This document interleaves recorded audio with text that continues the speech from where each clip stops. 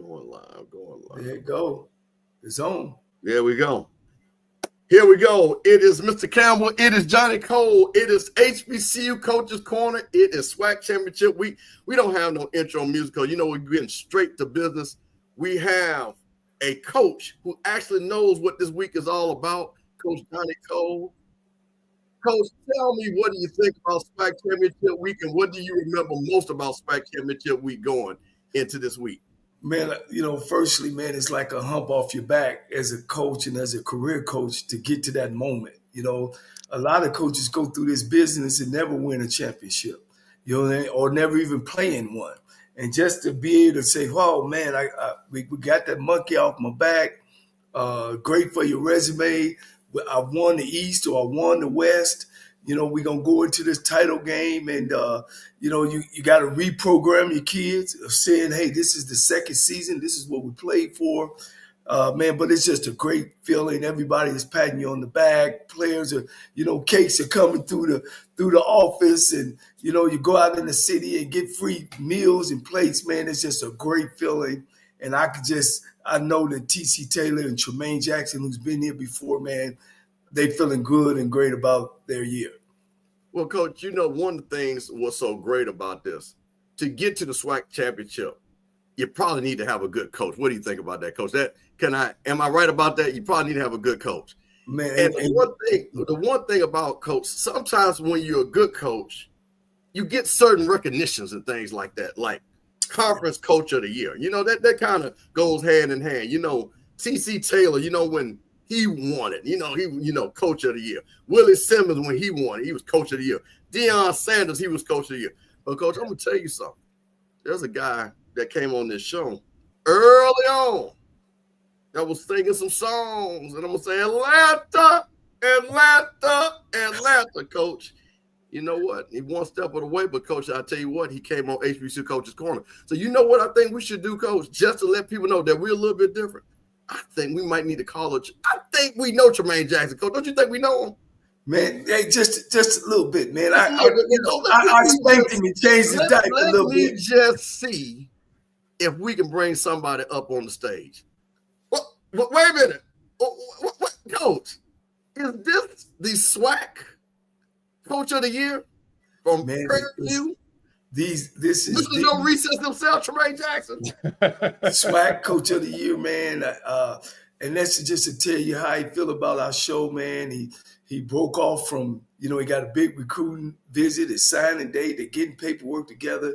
But this tells you what type of coach he is. He's always, anytime he get opportunity to sell his program, man, he sells the program, and that makes him separate himself from a lot of other coaches.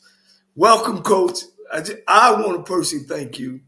And also I want to say congratulations, man. You know, Coach of the Year. Again, I seen this 15 years ago. All you're doing is living your passion. You know, and it makes me feel with cheeks, you know, that at least I had a little touch. Yeah, no doubt. Touch of that success. Congratulations, Coach. SWAC 2025. Coach of the Year, Coach. I appreciate it, Coach. Tell us how, Coach, I mean, you got to be feeling good, Coach. Coach, I'll tell you this, and you're going to remember this moment when I talk about it. You know, they didn't announce the SWAC Coach of the Year in 2010 until we were at the hotel about to leave. It was a Friday, right? It was before the game, and you didn't find out until we were at the team dinner. And, man, I remember looking at your face and all the work, all the recruiting. We still had the game to play, but I always wondered what that felt like. And I'll never forget what you said. You really talked about our staff. Yeah. And the Kevin Ramseys and the Daryl Cobas of the world that really helped get us to that point. And I got no choice but to do the same thing. Yeah. And I haven't gotten a lot of things right in my career, but I think I've hired well. And the people that we have on our staff, the administration, my AD that I got with back in January, man, AD Golf, I think that, and the players, can't say enough about our players. The accolades that I got is all for them. It's all because of them. And so it's humbling, but, man, we still got so much work to do.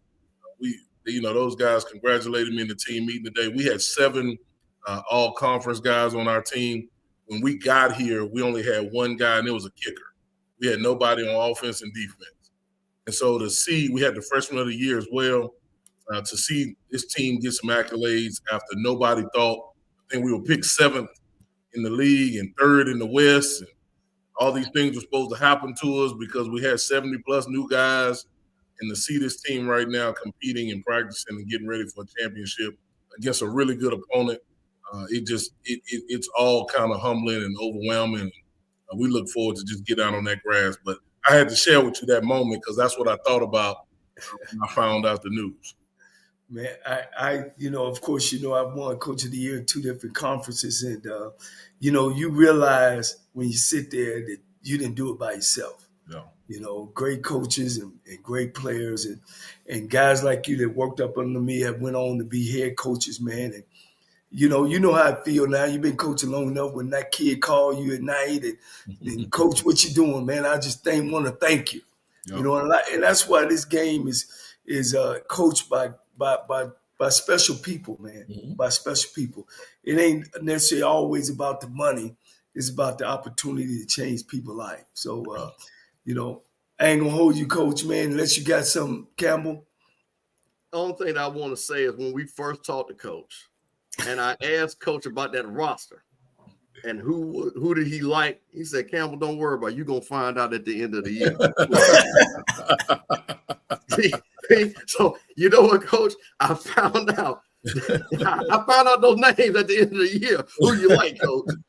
So, I just want to say how much that you mean to this conference, because this conference was built on great coaches.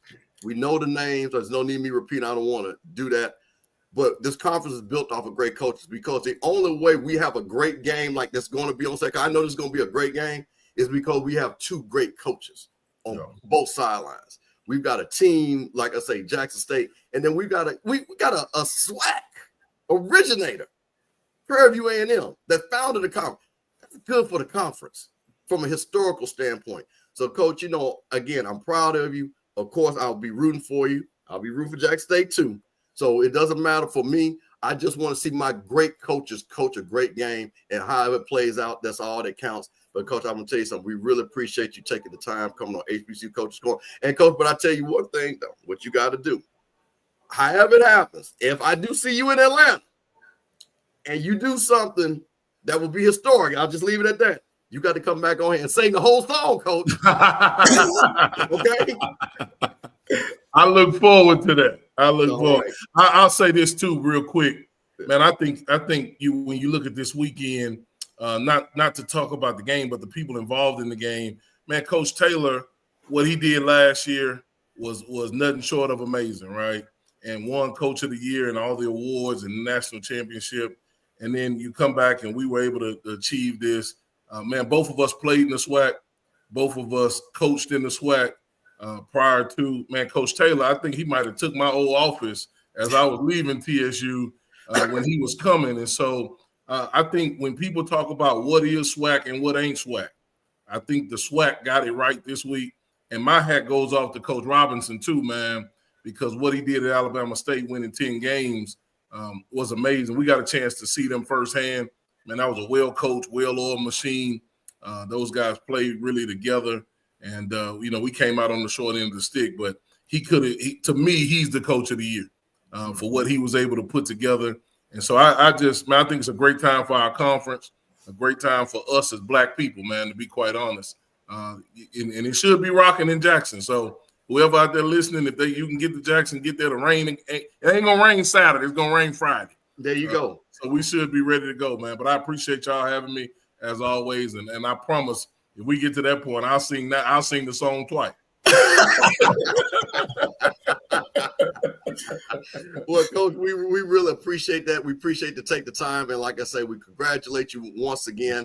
And I will say this, for all those people, those naysayers, he tried to tell you what he was going to do. Toast to my man Jackson. I appreciate y'all. He was head football coach of the year. Thank you, Coach. We appreciate you joining us on HBCU Coaches Corner. Yes, sir. All right. Hey, Coach, the name of the show is what? The HBCU Coaches Corner. The HBCU Coaches Corner. Now, Coach, now let me tell you something. One thing about coaches, you got to have players that you got to coach to get to big games like this, right? Yes, sir. You got to have players that are transcendent. You got to have players that, Coach, you know what, that actually might win a Player of the Year award. Those are the type of guys that, you know, when you look back, you know, when Willie won it, you know, he had Musa. Musa was Offensive Player of the Year. You know what I mean? When Right. Dion won it, he had Shador. You know what I mean? Player of the Year, things like that. Right. But, Coach, I'm going to tell you something. There's a guy that was special to me in my heart because he came to this conference as a freshman. See, that's what I'm used to, Coach. You know, nothing goes to the transfer, you know, kids coming from Power Fives and all that. But I'm talking about my guys that come as a freshman. And, Coach, I'll tell you something. There's a guy that I think we both know that's over there at Alabama State. You know, friend of the show, Eddie Robinson, coach this young man. But I tell you what, Coach, I'm going to make another phone call because this is HBCU Coaches Corner. And I'm just going to see if my nephew is available to come hang out with us. Coach, wait a minute. Coach, look who we got here. Hey, as Scotty would say, Andrew Buddy. What's going on? Andrew Buddy from Alabama State University, SWAC Player of the Year. And Coach, you know what? Let me get this straight. Spring initiative of 2024 Cap Outside. That right? Spring 25, yes, sir. Spring 25. There you go. So, Coach, you got your frat brother here. Look at that. The boy showed up to yo. We see him. Boy, done went viral with the shimmy. We see you all over the place, nephew. We see you. Andrew, listen, man, I'm going to tell you something. I taught you. I met you, followed your career. We are so proud of you, everything you've done. I think the biggest thing, your name is Andrew, but the one thing that I would like to say, your also name needs to be overcoming adversity because of what you had to go through to be the SWAC Player of the Year, man. We are proud of you, and it's just amazing to have you on. I know it's a lot of things going on in your life, but we appreciate you coming on HBCU Coaches Corner because we know you've been here before. But I tell you what, nephew, and like I said, I call him nephew because I'm very affectionate of this young man. Tell us about when you found out that you were SWAC Player of the Year, and tell us about overall how you felt about the season, how the season went. Man, first, just thank y'all for allowing me to be on this show with y'all, and I got to give my glory to God because, man, without him, I wouldn't be here and be in the position I'm in, but so it's really kind of funny because so the day before, y'all know the first team and stuff had came out. So I'm seeing all that. I'm posting my guys. We talking about it. And so I had a brief conversation with Coach Robinson, and we was like, you know, because I think you have to play a certain amount of games to be eligible, like to be in the SWAC first teams and things of that sort. So we was like, man, we just trying to make sure I could even get the award. So I'm in the training room and I'm getting some texts and stuff, but I'm working out real quick. I'm getting some texts talking about some congrats. And I'm like, man, they like a day late, you know? So then one of my other teammates, he walked in, he was like, all right, Player of the Year. I'm like, when they come out? It was like, it just came out today, like 5 minutes ago. I'm like, I couldn't say nothing, but that's God. Like, it ain't me. He just using me. Right.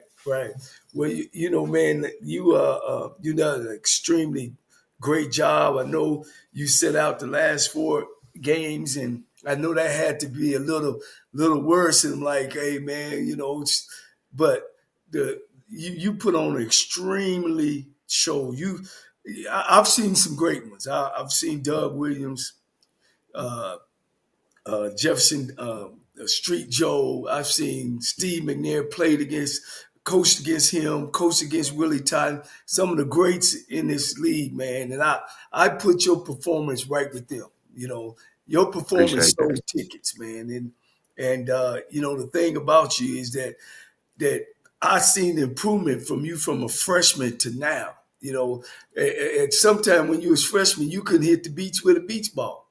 But your hard work and knowing who you are and what you are and your family background, big body, man, you put the work in, man. I seen you last spring, and I told these guys, I said, man, this cat is on another level. You're on another level. And that's from all the hard work you do. And most definitely, man, you've earned that most valuable player of this conference, man. And that's saying a lot because there's some great ones come through here. Some Most great, definitely. you know what I mean? and you take that, and I know your future is bright. Keep doing what you're doing. The man got, I always ask him how's them grades. He's got about 4 A's and a Oh, come couple of on, B's, man. man. So he not only just doing it on the football field, he's doing it off the football field, Yes, and sir. he's the epitome of a leader of this conference, and he's doing what he's supposed to do. And thank you for that. Thank you for that magnificent show, man. I mean, what, 3 and 4 and 5 touchdowns in one game, and your completion rate at 70%, Bishop. 70%. That's unusual numbers at 70%. Had to raise the standard, Mr. Cole. Had to. Now, Andrew, I want to talk about your season and overall your team success because, as you said, in the back half of the season, but this was one of the most historic seasons for Alabama State, winning 10 games, going 10-2, really, playing every game tough. How overall your success was also part of team success? Oh, it wouldn't be nothing without the team. Just because first starting off with my O-line, had a great O-line up front. We had from left to right, we had Big Cam Smith. We had Desmond Penn. We had Jeremiah Frazier. And then we also had Elijah Baker. He stepped in a lot at our tackle. He was a previously walk-on. And then we really had a couple guys rotating at that guard. We had Tatum, we had Michael Moore. So it was, man, I couldn't do nothing without them guys up front. Then had a great running back room, great receiver room. So it was a lot of guys around me that most definitely played a big factor in this. And then our defense, I mean, shoot, we got a well-coached ball team over there, and we got some playmakers over there that got us some key plays when we really needed it. So I would say I wouldn't get none of my individual success without the team because y'all know how it goes, and that it really plays a factor, especially like on the first teams and stuff like that. So we had 11 overall first and second team. So I believe it was like a record-breaking number. So that speaks for itself right there. Yeah. Those numbers, what y'all average 40 points a game? Yes, sir. It might be 42. Oh, yeah. Like, Coach, wait a minute now. That offense averaged 42.4 points a game that led the SWAC. Yeah. And the highest scoring averages of all time in the SWAC. And look here, and add Division I teams too. They put 40 on them Division I teams too. So, man, that was a great outcome, man. I mean, again, you've done something nobody or no one has done, So I commend you on that. You are the SWAC Player of the Year, man. And I toast to that. Now, I appreciate it. Andrew, I want to say one thing before we let you get out of here. Yes, sir. One of the things I'm most proud of in this conference, and I've been around a long time, Coach Cole been around, is about big games. And I think you and the Alabama State team and the Jackson State team giving us a game of the year that matched up to because in SWAC, we've had some game of the years. Now, I'm just trying to tell you, that stadium, Jerry Rice and Willie Totten and those guys played that stadium in front of 63,000. And to see that game and the coaches coach and big play. Yeah, listen, Jacoby Morgan, remember, all making big plays after big play. How did it feel to play in a game like that where you knew that, first of all, y'all the road team, you got 45,000 on your neck, but you keep making play after play? How did it feel to play in a type of game like that in the SWAC? It was amazing football atmosphere. Anybody that loves the game, they would have been like, this the type of game that I want to go to. But I wouldn't say I would put any more importance than just the game before. I mean, obviously, that was probably the biggest game of the year just based off of everything that was on the line. Great team that we were playing on the opposite side in Jackson State, Coach Taylor and them. They had athletes just as well as we did. So it was going to come down to, like y'all seen, the final wire, literally the final second. But, man, it was amazing to be out there. Fans had that thing rocking. Best believe they was a rocking with Bama State over there. But we had our section going on, too. So it was an awesome football atmosphere. Anybody that's coming into the conference or knows about the conference, that most definitely was one of those higher games. Yeah, that's awesome. Now, Andrew, I'm going to ask you a last question, and we'll get you out of here because I think a lot of people, I'm not going to ask the question that you think I'm going to ask. A lot of people just want to know how is your health? How are you feeling? Are you going to be ready to go for next year? I know they kind of was being very careful to just make sure your future, no matter what, is that. So how are you feeling? Is everything going to be good? You're going to be able to start fresh next year? Yes, sir. Most definitely, man. I'm getting better every day and just really gaining and maintaining. Gonna just keep pressing forward. Most definitely gonna be ready for the 2026 football season.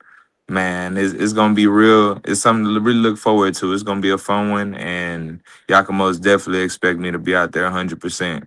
Really, probably shoot in the next couple weeks. All right. Well, I'm gonna say this. I'm expecting you to be the back-to-back SWAC Conference Player of the Year. How about that? And then when you do that, you come back on here with us on HBCU Coaches Corner. How about that? Okay. Well, We could do that. I got a couple because we got some other special guests. Andrew Body, you played against both of these football teams. Yes, sir. You give us what you think about Jackson State, and then we'll let you see what you think about Prairie View. What's your take? This is championship night. Right, Okay. right. This is analysis body. So I'll most definitely say from the Jackson State side, they got some guys up front that boxes they got some playmakers in the box, some guys that's gonna try to cause some havoc. And then the secondary, I'm not gonna say they kind of dependent on the front seven, but they play off each other. So it's gonna be, I really think it's gonna not necessarily be more of a defensive game, but I think it's gonna be more of a defensive game because I'm not sure if y'all kind of kept up with Prairie View. But they also, I believe, they're allowing the least amount of points and yards per game. So it's gonna be real interesting to see how this game plays out. PV, they got some pretty good DBs back there that can play. Box is solid. So I'm thinking it's gonna be a defensive game. That's what I'm thinking. Yeah. But then I can't shortchange the offense either though. So it's gonna be real. I'm expecting a great game. That's what I'm expecting. Yeah, I'm just preparing you so when your football career over, whenever that is, I know you'll be ready to come in and coach it. You got to love this game, man, the way you play. Yes, sir. Oh, this a given. This the easy part. So Andrew, that was the question in the chat. Okay, a couple things. What is your major? Just to, for letting people know, what is your major? So I'm majoring in my concentration is business, and then I got a minor in sociology. Okay. So like I say, not only when you might coach it, you might just go ahead and own the team. Then that's what. Oh, that's eventually for sure. For sure, I'm gonna have a team somewhere. Okay. Well, Coach, listen. Do you have anything for our SWAC Player of the Year? Because, like I say, I'm good. I'm just proud of the young man. He's already gave us analysis and things like that. We know, like I say, he's still got a big week ahead of him. Andrew, let me ask you a question. Do you? Again, I don't know. Does the player? Do you guys have to come to the Celebration Bowl? Do they honor you guys at the game? I know sometimes I see that, or does it work like that? I don't believe so. Okay. I know for like other awards, kind of like the other award they had me up for was the Walter Payton. I think they do something for that, but I don't believe they do it for just like the SWAC first team and player of the year. No, sir. I think they just send that through the mail. Okay. Well, you know what? We just listen because the commissioner watches us. That's my homework. Listen, man, commissioner, we got to do this thing big. We got to have the offensive, defensive players of the year. I think that would be a good look. And coach, you know what? Then what they could do, they could bring all the offensive, defensive players of the year back. You know what I mean? Maybe have a ceremony. I think that'll be really good, coach. What you think about that? Man, I think it's always great, man. I'm a historian. You are too, coach. That's why we're doing this show, man. If you don't remember the past, man, you don't know the future. And a lot of times when we come on and somebody says, "Oh, they done that for the first time," what me and you say, "Man, that's been done." I know Willie Todd threw 8 touchdowns in one game. Don't nobody know that unless you was there and going through them days and them times. So I think that would be great to bring some of the old players back, and kind of keep that bond going. And, and we'll have another conversation about, hearing the SWAC commissioner saying that, our numbers and how good the conference done this year. Absolutely. Well, Andrew, listen, we want to thank you once again. We appreciate you taking the time because we know people come on HBCU Coaches Corner because they always want to make news. And you did make news because you already let them know you're going to come back to try to be SWAC Offensive Player of the Year. So we'll leave it, and we'll leave it with that. You know what I'm saying? That's the answer we're going to give everybody. That sound pretty good? Yes, sir. All right, Andrew. And you know I got to shout out to your dad and your mother. Absolutely. I would shout out the bodies, Gotta give man. a shout out to your dad and your mother, man. Yeah, to the bodies. That's my rocks and right your, there. They to your didn't. Right. Yeah, to your shout uncle, out cousin. your uncle. Shout out to the whole bodies, man. They always take care and look out. That couldn't do it without them. Couldn't be here without them for real. Good deal. That's it. Andrew, thank you once again. Right. We appreciate you joining us always on the HBCU Coaches Corner. Thank y'all. Y'all be blessed. Absolutely. Andrew Body, my nephew. Coach, let me tell you something what's so great about this, and before we move on. The great thing about this conference is the players, men and women that have played in this conference, that have always represented their schools at a very high level. And the thing about it, you think about his coach, Eddie Robinson, who was the defensive player of the year, but was also an academic All-American and went on to a illustrious pro career, not coming back. You can see that same thing in the Andrew Body. You know what I mean? That, you know, he does what he does, you know, and, you know, because he represents the university, he represents the conference well, he represents his family so well. And this is the thing, you know, Coach, we always want to show the negative, you know what I mean? Showing the kids at Georgia racing cars and wrecking cars and all that stuff. But over here in the SWAC, we know what we're supposed to be doing. That's why I'm proud of these young men, because when they play for us, they play for us. Absolutely. Now, Coach, you know, we got to keep this thing rolling. Now, Coach, you know, this show is actually to break down the SWAC championship game. Now, Coach, here's the thing about this now. You know, I love all my people that do the podcast out there. You know what I mean? We got real, you know, Scotty and Perry, some smart young brothers. You know what I'm saying?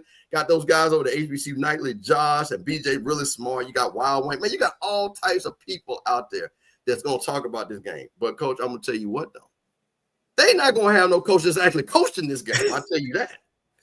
Hey, we're going to have some people that have actually coached in this game, knows what it is to win this game, because only on the HBCU Coaches Corner will you get the real behind the scenes on how to prepare, how a Coach of the Year can win it, how a back-to-back championship can win it. So, Coach, you know what? I'm going to bring our illustrious all-star roundtable. And, Coach, you know what? I'm going to start with somebody that's very close to you that you might know. Yeah. Look who we got here, Coach. Defensive coordinator from Clark University. I think that's your big brother, Coach L.C. Cole. That's your brother there, Coach? Good evening, good evening, good evening. Let me tell you something, and of course the other coaches coming on, all the coaches. We specifically brought in championship coaches, not no guys that think what the championship seemed like. And either they was they were championship coach and on the championship team. You know, we got another guest coming in, but this guy here, you know, Eddie Robinson Award winner, Tank Young Award winner, MVP of Coach of the Year, OVC, first Black African American coach to win PWI, not one time, twice, went 21-1 in OVC. Beat Pete Richardson, you name him. He beat them all. Florida A&M. I can't say enough about him, man. I can't say enough. But championship coach, he's been down this week, you know, many times, man. And, you know, welcome, big bro. You know, and I had to send a shout out to James Woody. He couldn't make it tonight, but he did call, man. He had a special thing that he had to make sure he take care of. And I wish him well, you know, and hopefully everything is okay. But, Coach, listen, this HBCU Coaches Corner, Coach. We got coaches all over the place. So, Coach, I'm gonna bring up the next coach, because this coach also knows about championships, played for championships and things like that. Actually knows a little bit about one of the schools that play. You know what, Coach? Listen, that's Coach Northern right there, Coach. That's Coach Northern right there, Coach. Yeah. Hey, look, I coached him, Coach. Look, it was inedible. You talking about a cerebral player? You know, and when me and Coach Richardson brought our staff in, man, this guy was a starter off the rip. He was a cerebral player. He knew what everybody. Hey, he could go on the offensive side of the ball and know what that. He lived in Coach Yoshida's office, which was across from mine. It's no. secret that he would be a coach, and not just a coach. He's a championship coach, a championship player. He played on the only HBCU team, and I don't know if he know that, they played on January 1st in Atlanta after the Peach Bowl. Southern University's own Heishma Northern. And Coach, who did y'all happen to play in that game? Do you remember who y'all played? Oh, South Carolina State. I want to say we shut them out 11-0. Because they going back to Atlanta, so they kind of, so you guys kind of know what this looks like. Okay. Yeah. Hey, before we get started, can I say a couple things? See, Coach, when he moved to Baton Rouge, I was one of the guys that helped him move into his apartment. I think it was me and Fred Bailey and one other wide receiver that helped him move to his apartment. Look, one thing I'm going to always tell this story. When we played, I was on the staff at Grambling. We played Alabama State in Montgomery. We turned the ball over on offense, and one of Alabama State offensive linemen asked our defensive end, say, "Hey, man, you on a field goal block or extra point?" And he said, "Why?" He said, "Because we about to score a touchdown."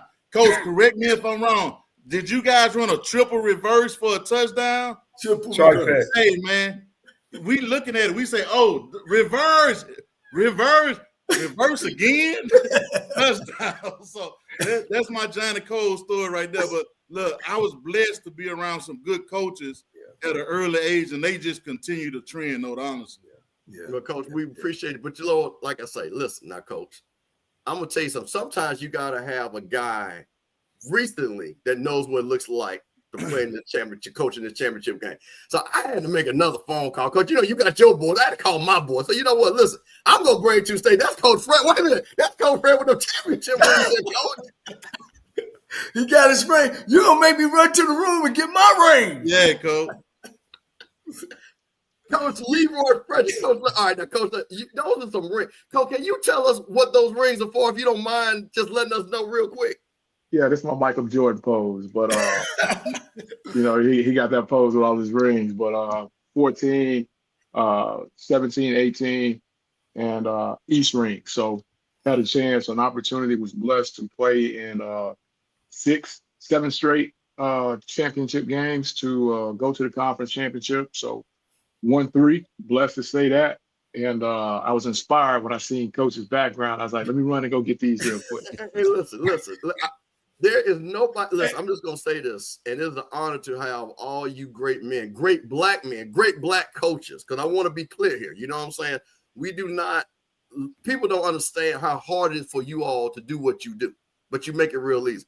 But I'm gonna tell you this: it is an honor, because the one thing, and guys, you know, you're gonna see it all week. People just gonna have analysis, but coaches, you guys know there's a difference when you have coached in these games to break it down than somebody like me that just watch it and say, now I'm gonna give my opinion, of course, but I'm gonna let you all do the talking about this game. Now, here's the thing that I want to just kind of break down with the SWAC. The SWAC started the SWAC championship game in 1999. And you know what? And that's what's so funny about that. In 1999, you guys know who played in that game. It was Jackson State and Southern, and it was one of the most tremendous games. Mm-hmm. Won on the last play. And to see now, basically, to come 25 years forward, to see how big this game is, and to move it to now, not to a neutral field, but to a home field, I think that has made the game even bigger and better. And also, it raises the stakes, because as you see, especially, and I'll say it in the West, but in the East, if you lose one game, you out the race. So every game matters because of what it means to host that home game and what it does for your fans and things like that. So, you guys, I want to just kind of, and Coach, you know, I'll let you start it off of how you want to go, and then I'll kind of add into it. So we've got two great teams. We've got Prairie View A&M from the West, the West champions, versus the defending SWAC and defending national champions, the Jackson State Tigers. The game will be played in Jackson, Mississippi. Coach Cole, how do you want to start this conversation off? And we'll go around the horn. I like to start just first of all saying that and these guys appreciate it, because Fred just finished, Heist finished maybe 5 years ago. I think this is the best matchup it's been in a long, long time, at least the last 5 years. You know, and usually the West gonna come out and roll over. The East gonna come out and roll over the West. You know, I think this is a great matchup. All the numbers are real close in that, you two guys, Fred and of course Heist, you guys played them in LC. First year, LC, you're going into your championship. Of course, you've been down this road again. What are you thinking as a head coach? Well, I would just say, you kind of like, you start all over. So you kind of forget about how you got there.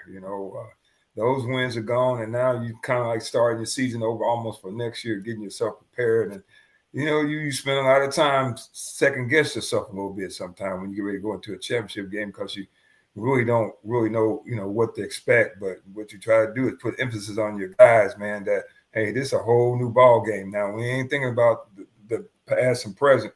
Now we got to think about what we're getting prepared for to get ready to go into this game. Yeah. Heist, I'm going to give you a two-part question because you came through this game as a player and a coach. I'm going to take you back some years, man, as a player coming to this game after y'all won we won the championship. What was your mindset in coming to this game? Because, Southern, it was the first Southern has won in a long time. So you was a part of the Pete Richardson trend. So the actual championship game started a couple years after I finished. We went to the Heritage Bowl back then is what they called it. So, but just from the player's perspective, I think the biggest thing is just realize like this may be the last time you ever put your pads on for some of those guys. If you're a senior, just the different things that go into it. Am I ready for all the, the adjustments that may need to go on? Do I have all my checks down pat? All that type of stuff is my communication up the part. From a coaching standpoint, I remember going into it 3 times at Grambling, 1 time at Prairie View.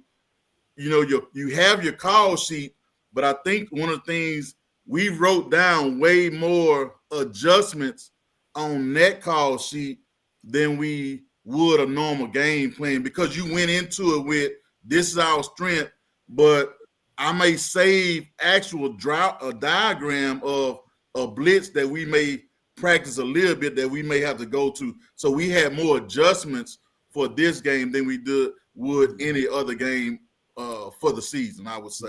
Yeah. Fred, you went into 2 games, 2 SWAC championships, you won them. What was the difference between the 2 SWAC championships y'all won and then also going into the national championship and unfortunately not coming out on the winning side? Was there a difference of preparation? Did you see the difference after you was able to observe both times that you won it and then go to the national championship and won and then finish it? Well, I'll go on record and say the 3 that I won, we beat Southern all 3 times. The 2 that I lost, we lost to that bad man Grambling had playing quarterback, Kincaid. And, the first one going into that Southern game, we knew that we had to have our special teams. We felt like everything else was good. Special teams had to be the key because Southern had that bad man, Willie Quinn. And if he touched it anywhere on the field, he could go. So we were really, Coach Hobson put a lot of emphasis that week on special teams, the kicking game, making sure we knew where he was and, the whole 9. And then the other 2 versus Skelton, we wanted to make sure that we didn't let him get cooking because those Southern teams went as he went. So, we didn't want to do too much, but, they all had it. It's hard to beat a team twice. And we played them regular season, and then here we go in the championship game. And I'll add for context, we were the first ones to have the championship game on campus because that year UAB had a phenomenal season and we couldn't have it there. Whatnot. And so we had the better record. So we were able to host it on campus, which added a whole nother layer because now people are showing up on campus on Wednesday and you got to make sure you keep your kids focused. So that was our, the focus on all those games. And then the 2 we lost versus Grambling, let's try to corral Kincaid and then we'll go from there. And then when we got to the national championship game, was keeping those guys hungry because we were really invested in those games versus Southern. And when you get there, it's a sense of relief, but we got one more to go, guys, and we just couldn't finish the deal versus those really good A&T teams. Yeah. One thing with T.C. Taylor and Tremaine coming in this game, and LC, you can answer this first question with Tremaine being a new coach, and that's one of the things that you do. You turn programs around. What are some of the things that you think that he did, and what are the things you think that's going through his head? Because you've done the same thing. Well, I think he's done a good job of coming through coaching, and then, like you say, through his predecessors, the guys who he had worked before. I think he's done a good job of listening to them and kind of like staying with the game plan a little bit there. And I kind of watched him in Valdosta. I watched a film of Valdosta because we played Valdosta this year. And I seen how sound his team was defensively. They didn't make a lot of mistakes and everything. They kind of played in the frame of what they all was about, offense and defense. And I think the only reason I would be favoring Prairie View probably this game a little bit here, because sometimes when you've been there before and you don't want a little bit before, and then you're kind of looking at Prairie View a little bit different, I think that kind of like, to me, is probably giving Prairie View the edge a little bit there. I just think they might be a little bit more hungry than Jackson State. Heist, being a player in the SWAC, baby, playing Jackson State. Prairie View is coming up there, man. They went up there the last time, man, and peed all on the field, man. That sonic boom coming out. Y'all was there. You were there as a player and as a coach, man. How much do you think the mystique of playing in Memorial Stadium against the sonic boom and T.C. Taylor? Hey, man, I have some great memories, and I always tell people I would rank a great Jackson State crowd versus any environment, probably except the Bayou Classic, in terms of now it's because of the dome. But I remember my sophomore year, my senior year, we played in Jackson, and we were very good both times. I remember the game where when every group, the running backs, D-line, O-line came out, it was like each side tried to out-cheer each other. I also remember my senior year, we play in Jackson, and it's a very tight game, and it's like they played the show the whole fourth quarter. It would get low, and then it'll crank back up. I'm getting chill bumps talking about it right now, but it would get low and crank back up. I was also at the game where the fifth quarter went.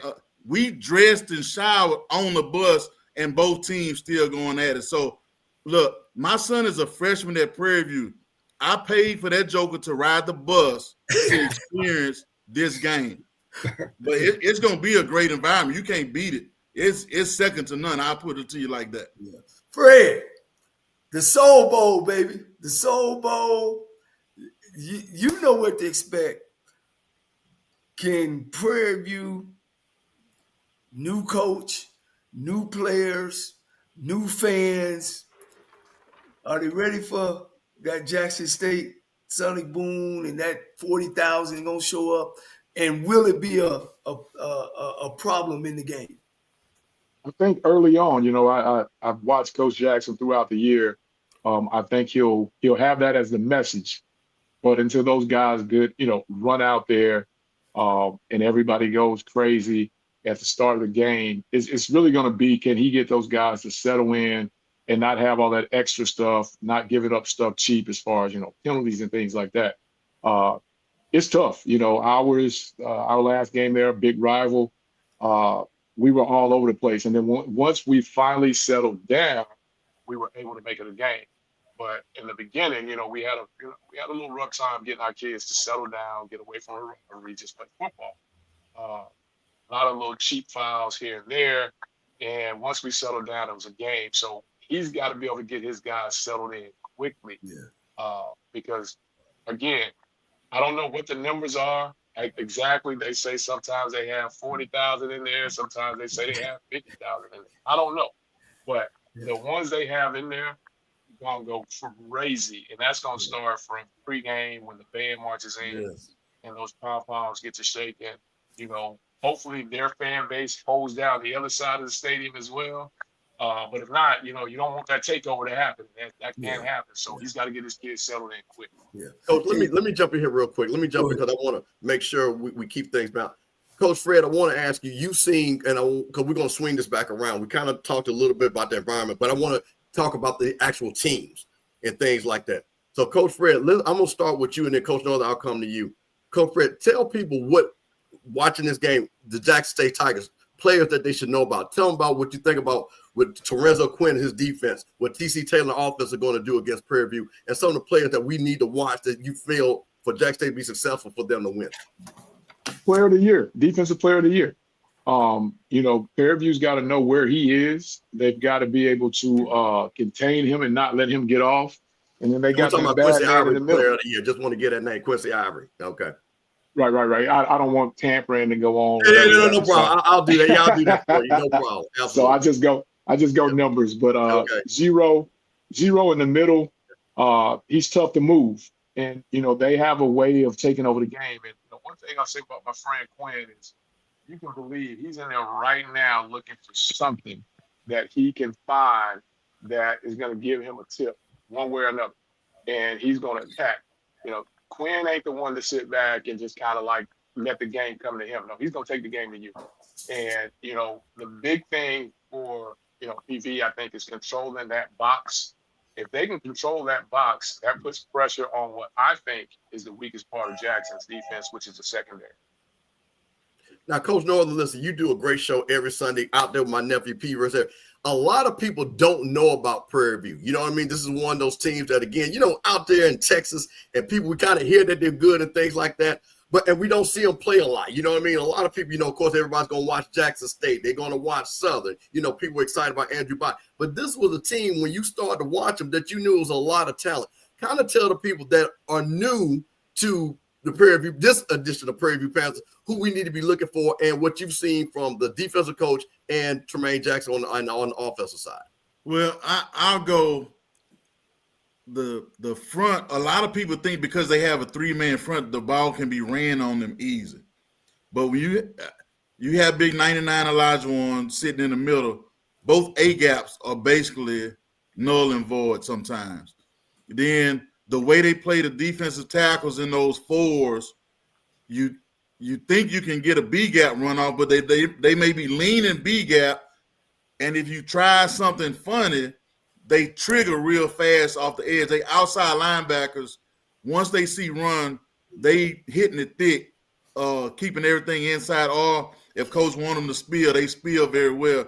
And you don't know which one of those three safeties are coming down the way they play their defense. So I really like the way they play. The middle linebacker, I think, is a very smart player. You could tell he's in tune with what's going on, but they play very fast. And the first time I saw him in the spring, this defense will remind people when Grambling was winning those championships, I said it before, it's almost the same defense, and it's going to give you problems. It's almost like playing an option on offense because you don't see it very often. You can't use 4-2-5 rules. You can't use 3-4 rules to block it. You have to come up with something different to block those guys. And that's something I think that is surprising because it's different how fast those guys play. Yeah. Coach, look, one of the things that you talked about that, and I like what you said, we've seen Jackson State, that big, dominant offensive line, that rushing attack, 3 running backs in the game running for 100 yards. Where do you see that matchup of Jackson State's huge, and I'm talking about several players on all conference team, on the all conference team versus Prairie View, who I know they're very upset, didn't have a lot of players, but still had the number 1 ranked defense. How do you see that matchup, Jackson State's offensive line versus Prairie View's defensive line? You talked about the scheme, but individual matchup. So this one of the things, you can get caught up in the all conference teams, but this one thing, so I'm going to say when I was playing, we might play, when we were real good on defense, we might play 30 to 35 plays a game, where the guys at Valley might be playing 80 plays. So they linebacker finishing with 15 tackles a game, where I'll start Mike linebacker or me playing safety, I might finish the game with 6 tackles. So the numbers can get distorted, and you may think one guy is better than another because of how many tackles a guy makes. But I tell you what, and I think it's going to – both teams run game wise, are going to have to find a way to exploit the box, whether it's a double eagle, the double eagle that Jackson State likes to run, or when Prairie View wants to bring one guy off the edge or bring one of those safeties down in the box. You got to be able to exploit it in the run game. And when pressure comes, I think that's going to be the key. Who can spring one versus pressure? And then what screen may pop, a quick pass may pop, a throw 2 yards or at the line of scrimmage may turn into a touchdown. I think that's going to be the key. Yeah. Hey, one of the things I'm going to add in there is I always just look at Prairie View a little bit too, because I know Tremaine's a new coach, but you got to remember he brought 19 or 20 guys from Valdosta that played in the national championship game. So you're bringing the team in. You might think they're unexperienced, but they've been there before and they know what it takes to win. So that's why it's going to be a good game. Jackson State got great players.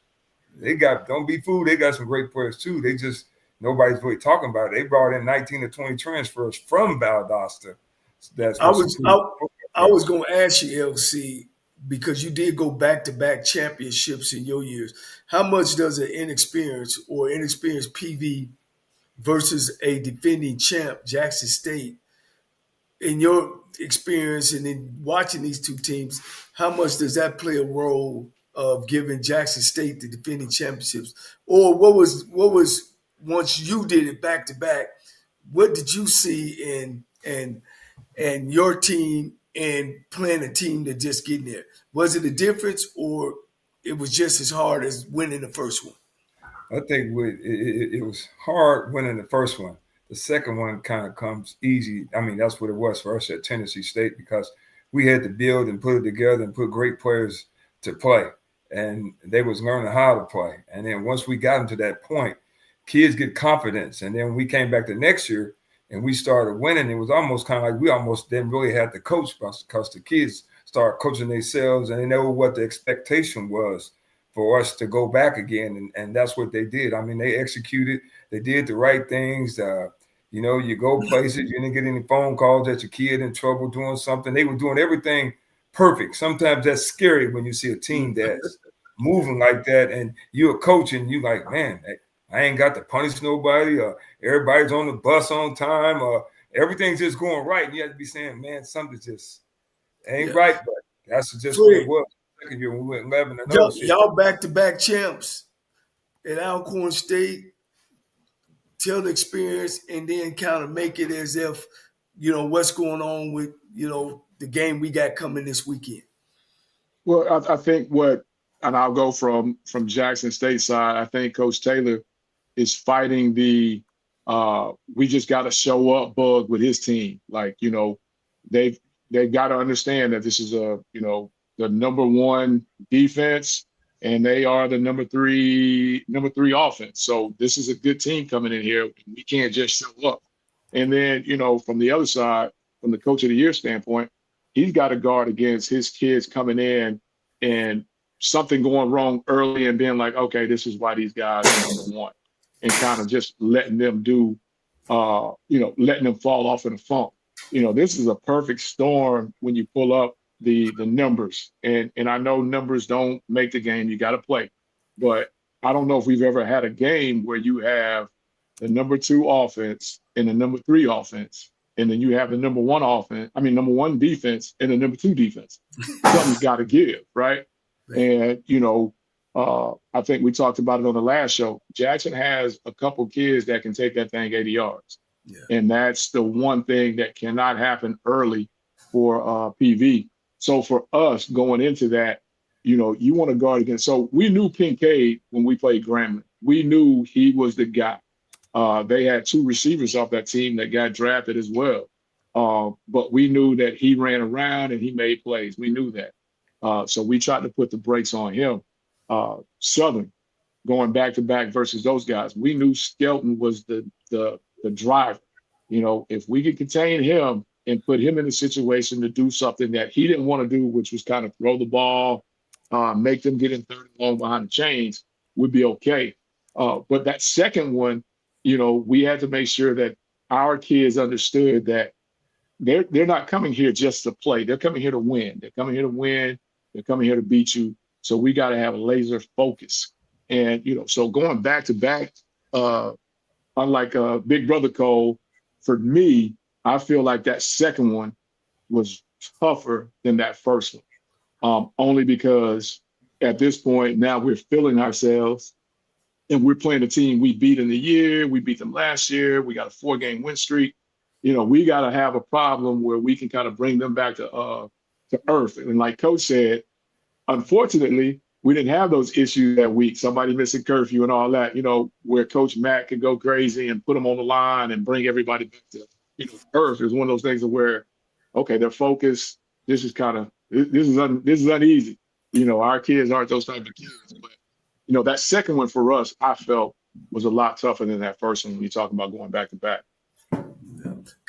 Heist, defensive coordinator. Mm-hmm. When you look at both defenses, both of them are great. Where do you think Prairie View is strong at or weak, and weak, because both of them got spots, and the same thing on the Jackson State side? I think the strengths of both of them, they can definitely shut down the running game in a variety of different ways. Both of them can play base and stop you. Both of them can bring pressure. Like Coach said earlier, I do think Jackson's safeties may give up big plays here and there in the passing game. Every now and then, a corner from Prairie View may give up a big play when they get locked up, but you don't see that very often. But I think that's going to be something that can be exploited by both of them. But both of them going to be able to stop the run. Both of them can bring a variety of different pressures. I think Prairie View's pressures are a little bit harder to pick up because it's so different. Jackson, sometimes when you see him, it almost look like old school Jackson, Bear, we come and get you. You better get rid of the ball before we get to your quarterback. One of those type of deals. So it's some pluses. Both of them are real good. But like I say, it can be some exploitation at a couple spots on both teams. What makes this a great, great game is T.C. Taylor, offensive guy, Coach Jackson, a defensive guy. On the show, we got 3 defensive guys with a little bit of offense with Coach Fred. Started LC winning the championship game. You're speaking to Jackson State and Prairie View. What are some of the things that you think should stand out or is important in a championship game? I don't know. I'll just say one thing. I'm go with Coach Fred. When you talk about fan base, Jackson State is the best by none. Not taking anything away from Southern, but that Jackson State and that Sonic Boom and them fans, man, that's going to be one of the edges too. I think that's a difference maker right there. Yeah. Heist, what you think? Look, man, like I said, I love the environment. Looking forward to it.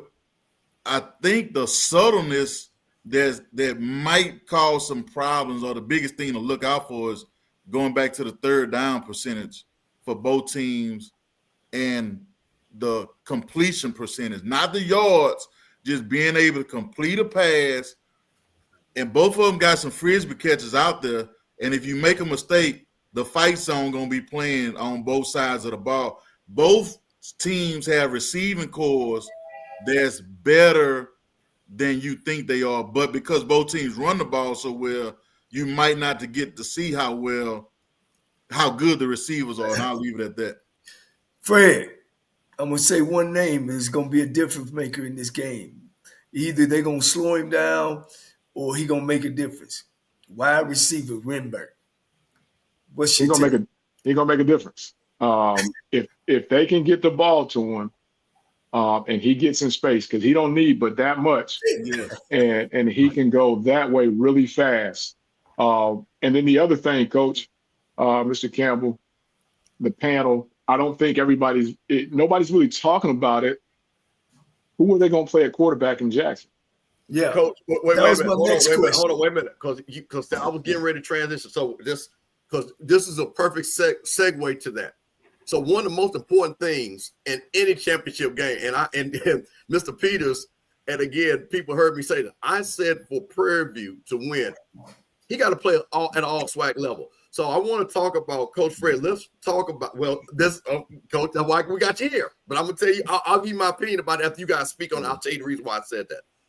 Coach Fred, talk about, so we've heard that possibly Jacoby Morgan, 15, as you would say, is coming back. Lockhart has played. Talk about what those two players, what you see for those two players, and then talk about Cam Peters. And then, Coach North, I want you to do the same on the other side. And please, tell us a little bit more about Cam Peters, because you've seen this. A lot of us have seen him in and out, and now he's caught his stride. So, Coach, let's talk, because I think this is really the key of the game right here.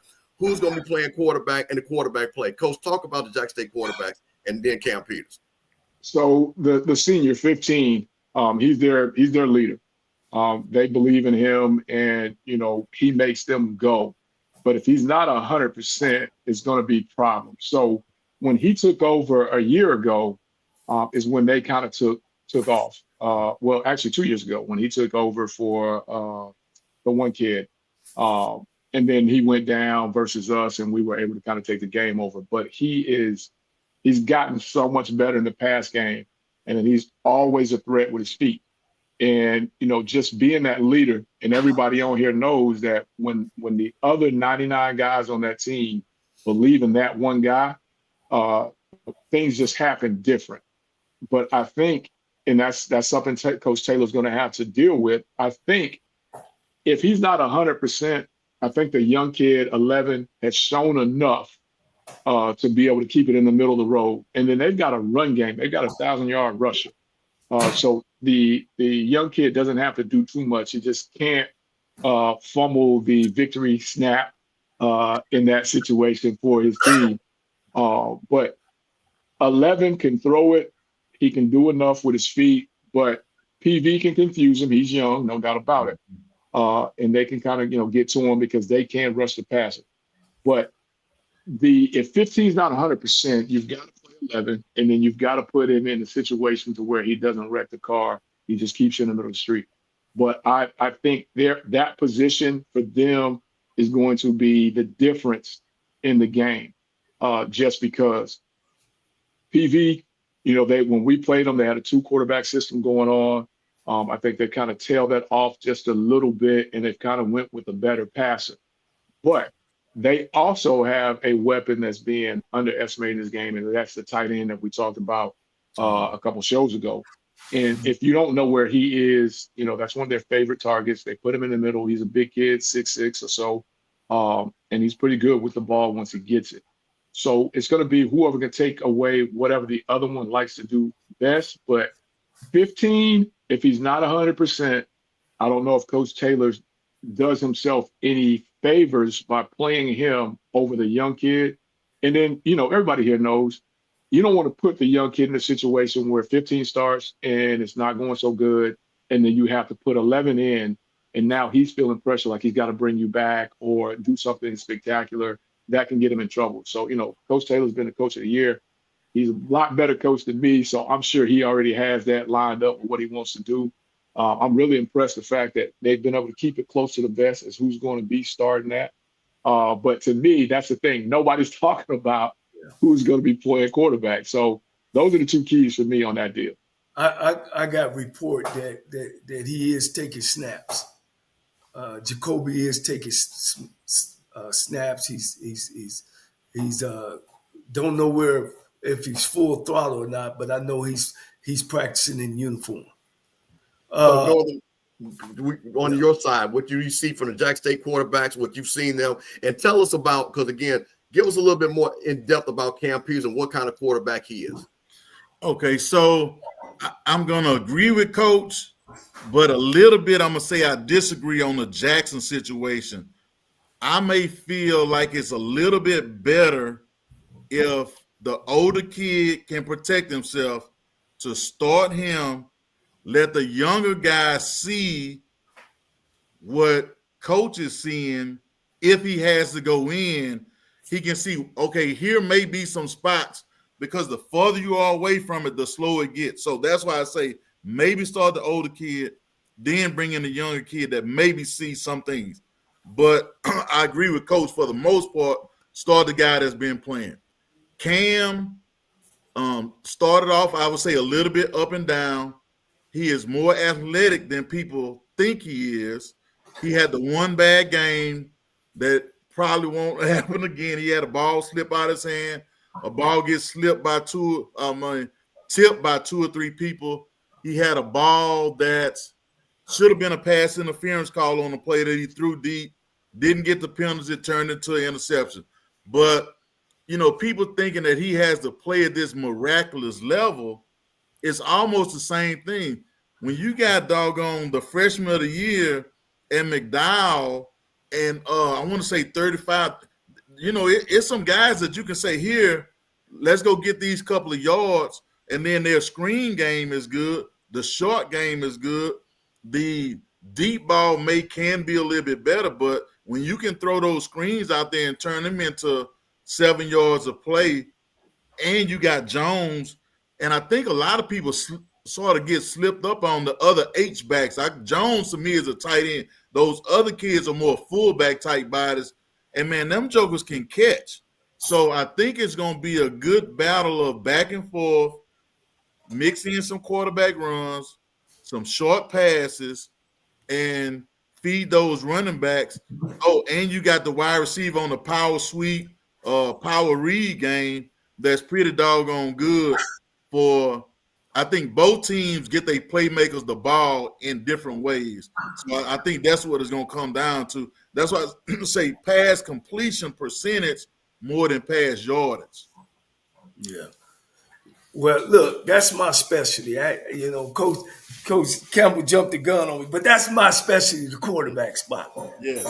Coach, I had to set it up for you. So now you can be the grand wizard and break it off. See, Coach, listen. See, Coach, listen. I am, listen.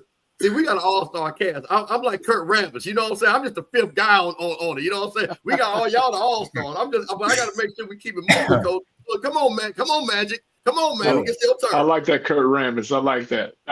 I'm a Laker. I know what you mean. I get it. First of all, I know I'm going to piss some people off because everybody think I'm a Prairie View game. Don't count out Cameron Peterson. He's thrown more yards than they have. His completion rate is 63%. He's peaking at the right time. He's a general of that game. All he has to do is don't go in there and try to win it himself.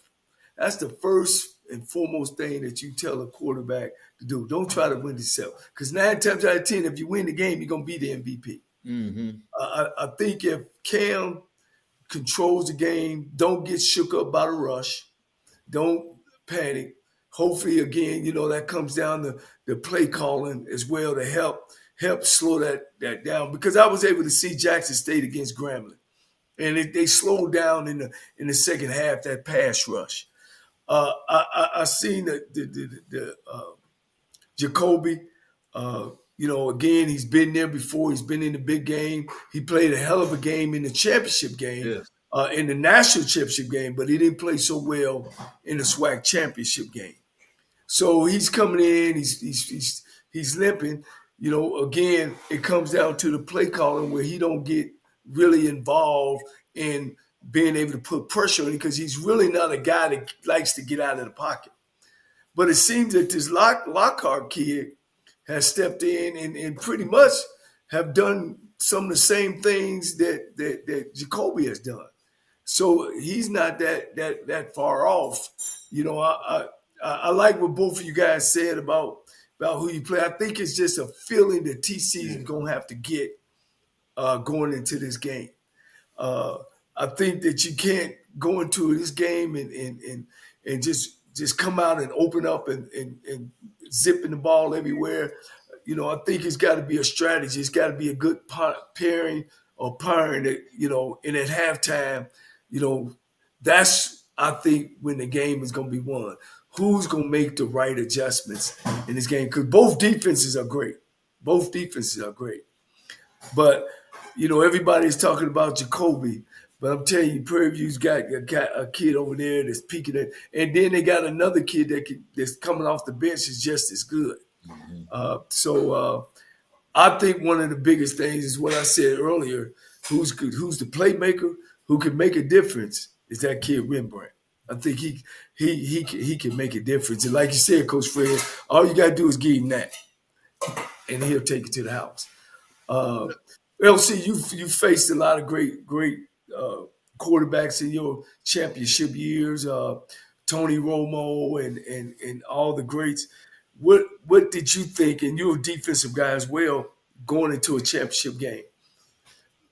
Well, I can't relate on, both of those quarterbacks because, we were playing during the same time, they were playing. But it's just like you said, the quarterback got to be able to manage the game and, not throw the game away or doing something different that, wasn't in the game plan. And I think that's the main thing.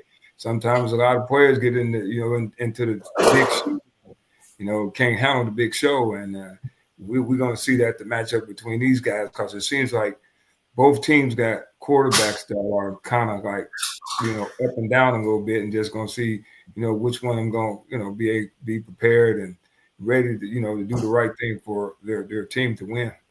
Yeah. Now, Heish, you think that Jacoby, because Lockhart is his first time coming into it. I know he's played at Jack State, but this is a big game for him. But if Jacoby walk in there, how much will that give Jackson State an advantage over Prairie View? It's so the teams are so evenly matched. It's like it won't surprise me which way it goes. I think it may give them a little bit of a moral boost if he can play, if he's truly the leader of that team. And it's like you see your guy coming back, like you about to go fight somebody street against street, and you got the guy coming with you that got some hands. You feel like, okay, we all right now. But it's gonna be, can he protect himself and still be all right? So that's the way I look at it. Fred, you played against both of them, right? Cam Peters, you played against Jacoby in your years. What you think when you compare them? Could you compare them? Well, how would you compare them? Even though I don't think Jacoby wants to run, he can, and he's a big kid, right? Yeah. 15. I'm sorry, 15. If anybody from Jackson's listening, 15. But he's a senior, so it's cool. He can run. He's a big kid, but again, if he's not 100%, that's something different. The kid from Prairie View, CP, has really gotten better as the season went on. And I think once they settled in and, he continued to get more and more reps, he's almost a kid that is over 2,000 yards. He has a really good go-to receiver as well. I don't want to play that kid short. He's almost a 1,000-yard receiver in this league, which is big time. But I just think from a leadership standpoint, somebody that's been in it, somebody that's done it, I think, that edge goes to 15. Yeah. Let's talk about the two coaches. You got a national championship. Well, not a national championship, but they're taking a team to the national championship, has won conference championships, been in the SWAC.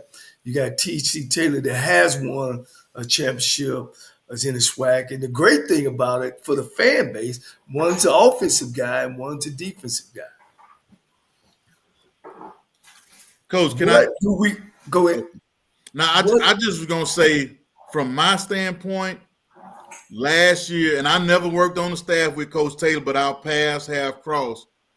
I was happier for him and Jackson State University with him being a head coach 100%. Leading into the championship than almost if my own brother would have led him to. It's one of them. I felt like that's a dude that's like me that did that. Yeah. And the gutsiest call, I think, that it sort of went under the radar when Jackson got the ball back, and I think everybody thought they were going to sit on it. And when he let Morgan throw that pass, I'm like, oh, wow, that was a big-time call right there. But I was happy for them. And like I say, it's some still waters that run deep between Southern and Jackson. But I was happy as heck for that man and Jackson State University when they won that championship. Coach, I felt like I was on that field. Yeah. Saying it was just great. I mean, that feeling, man, I'm telling you, that a career coach, Yes. HBCU career coach, a damn hell of a damn football player. Shit, when he Yes. called on us, he'll see about 200 yards in Yeah. that game when we played him. Yeah.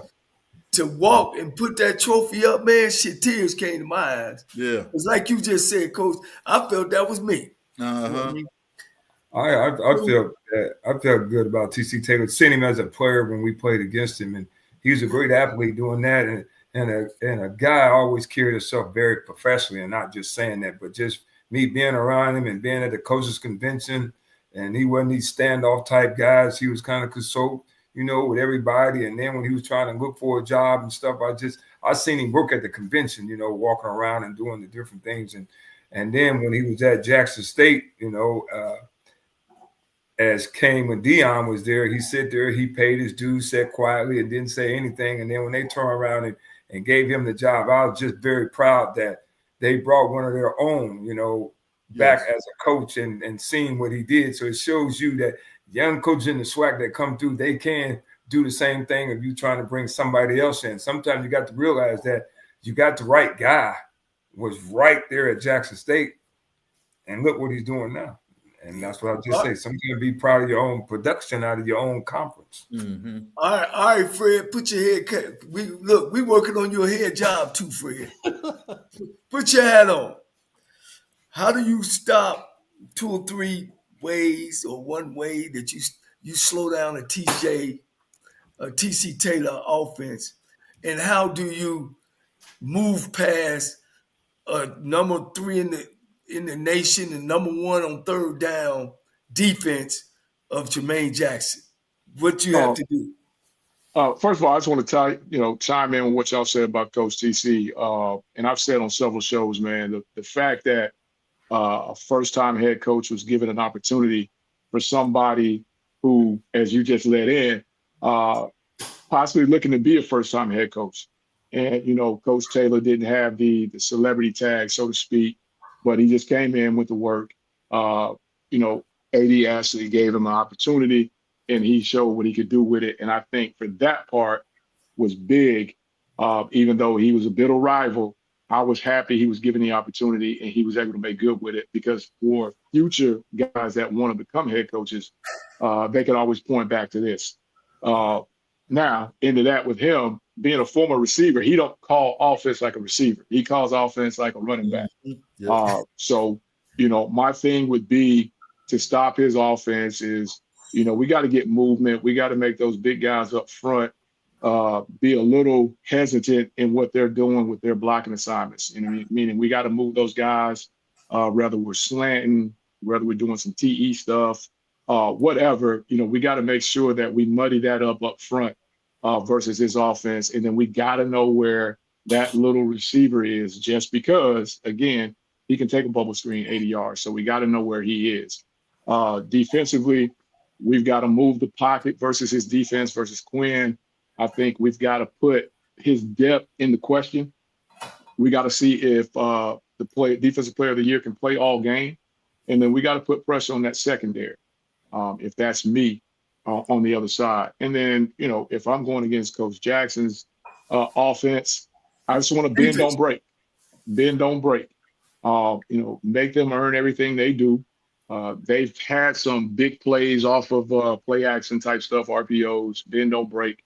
And then, defensively, I want to put some of those guys in one-on-one situations. I think, on the corner, they're okay. Obviously, they're in a championship game, so they're more than okay. But I want to see if those corners can hold up as long as the game goes on without having that safety and linebacker help, because that's where they're really strong. So I want to get the ball to the perimeter. Offensively, put the pressure on them, turn up the tempo, because I don't know how deep they are. So just turn up the tempo and see what happens. Yeah. Hey, Coach, wait, one thing, because I don't want to. We got 3 championship coaches. We haven't talked about one phase of the game. special teams. Yeah. We got. I know we talking a lot. I want to talk about the ground level thing because you got a guy at Jack State, Travis Terrell, that can single-handedly flip this game.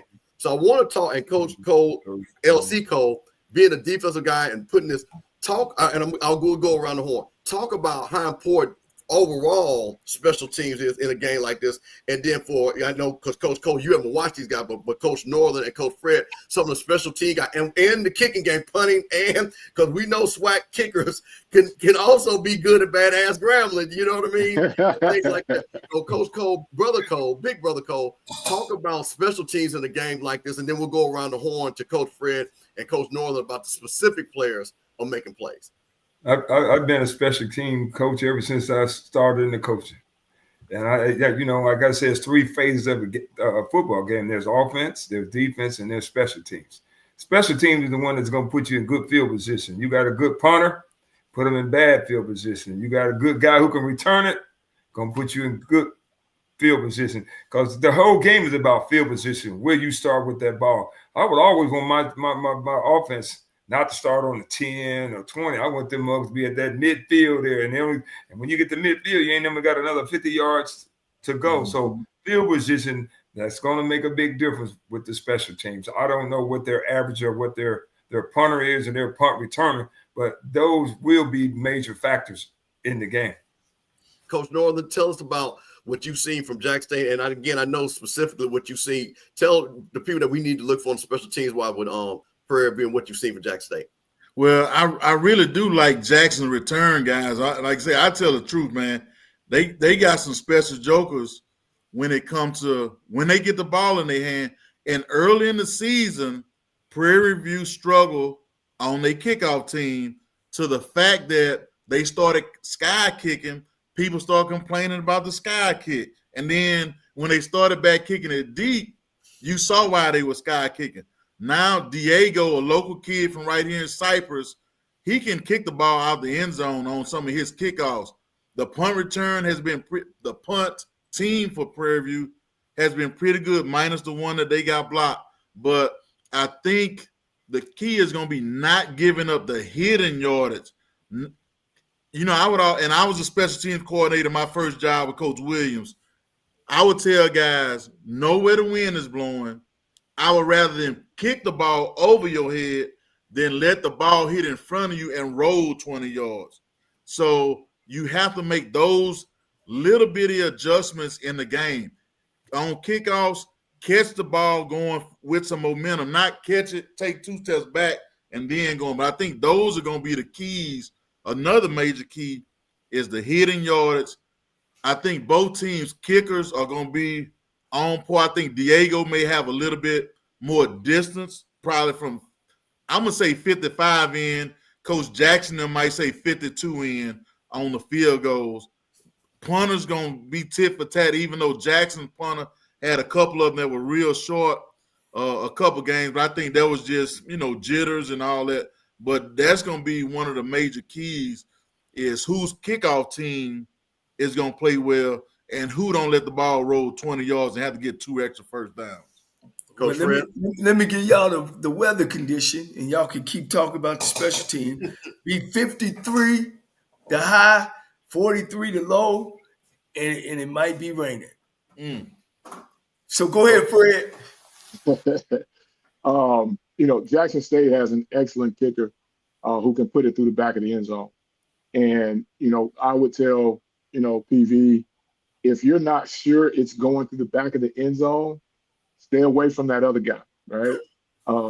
Because he don't need a lot. As you saw last year, this year's numbers was down because everybody looked, hey, find out where he is. We're going the other way. And that's, pretty much that part of the game. And then, PV's got a decision to make. As Coach said earlier, they went to the sky kick. That's where you talk about the hidden yardages. We talked about in our staff room leading up the year before, we didn't kick to them. We sky kicked it. We squibbed it, which gave them excellent starting field position, as Big Brother Cole just talked about. And you got to make a decision. If you want to try the kick and you're not sure you can get out of the end zone, stay away from him. But sky kicking it gives them a shorter field.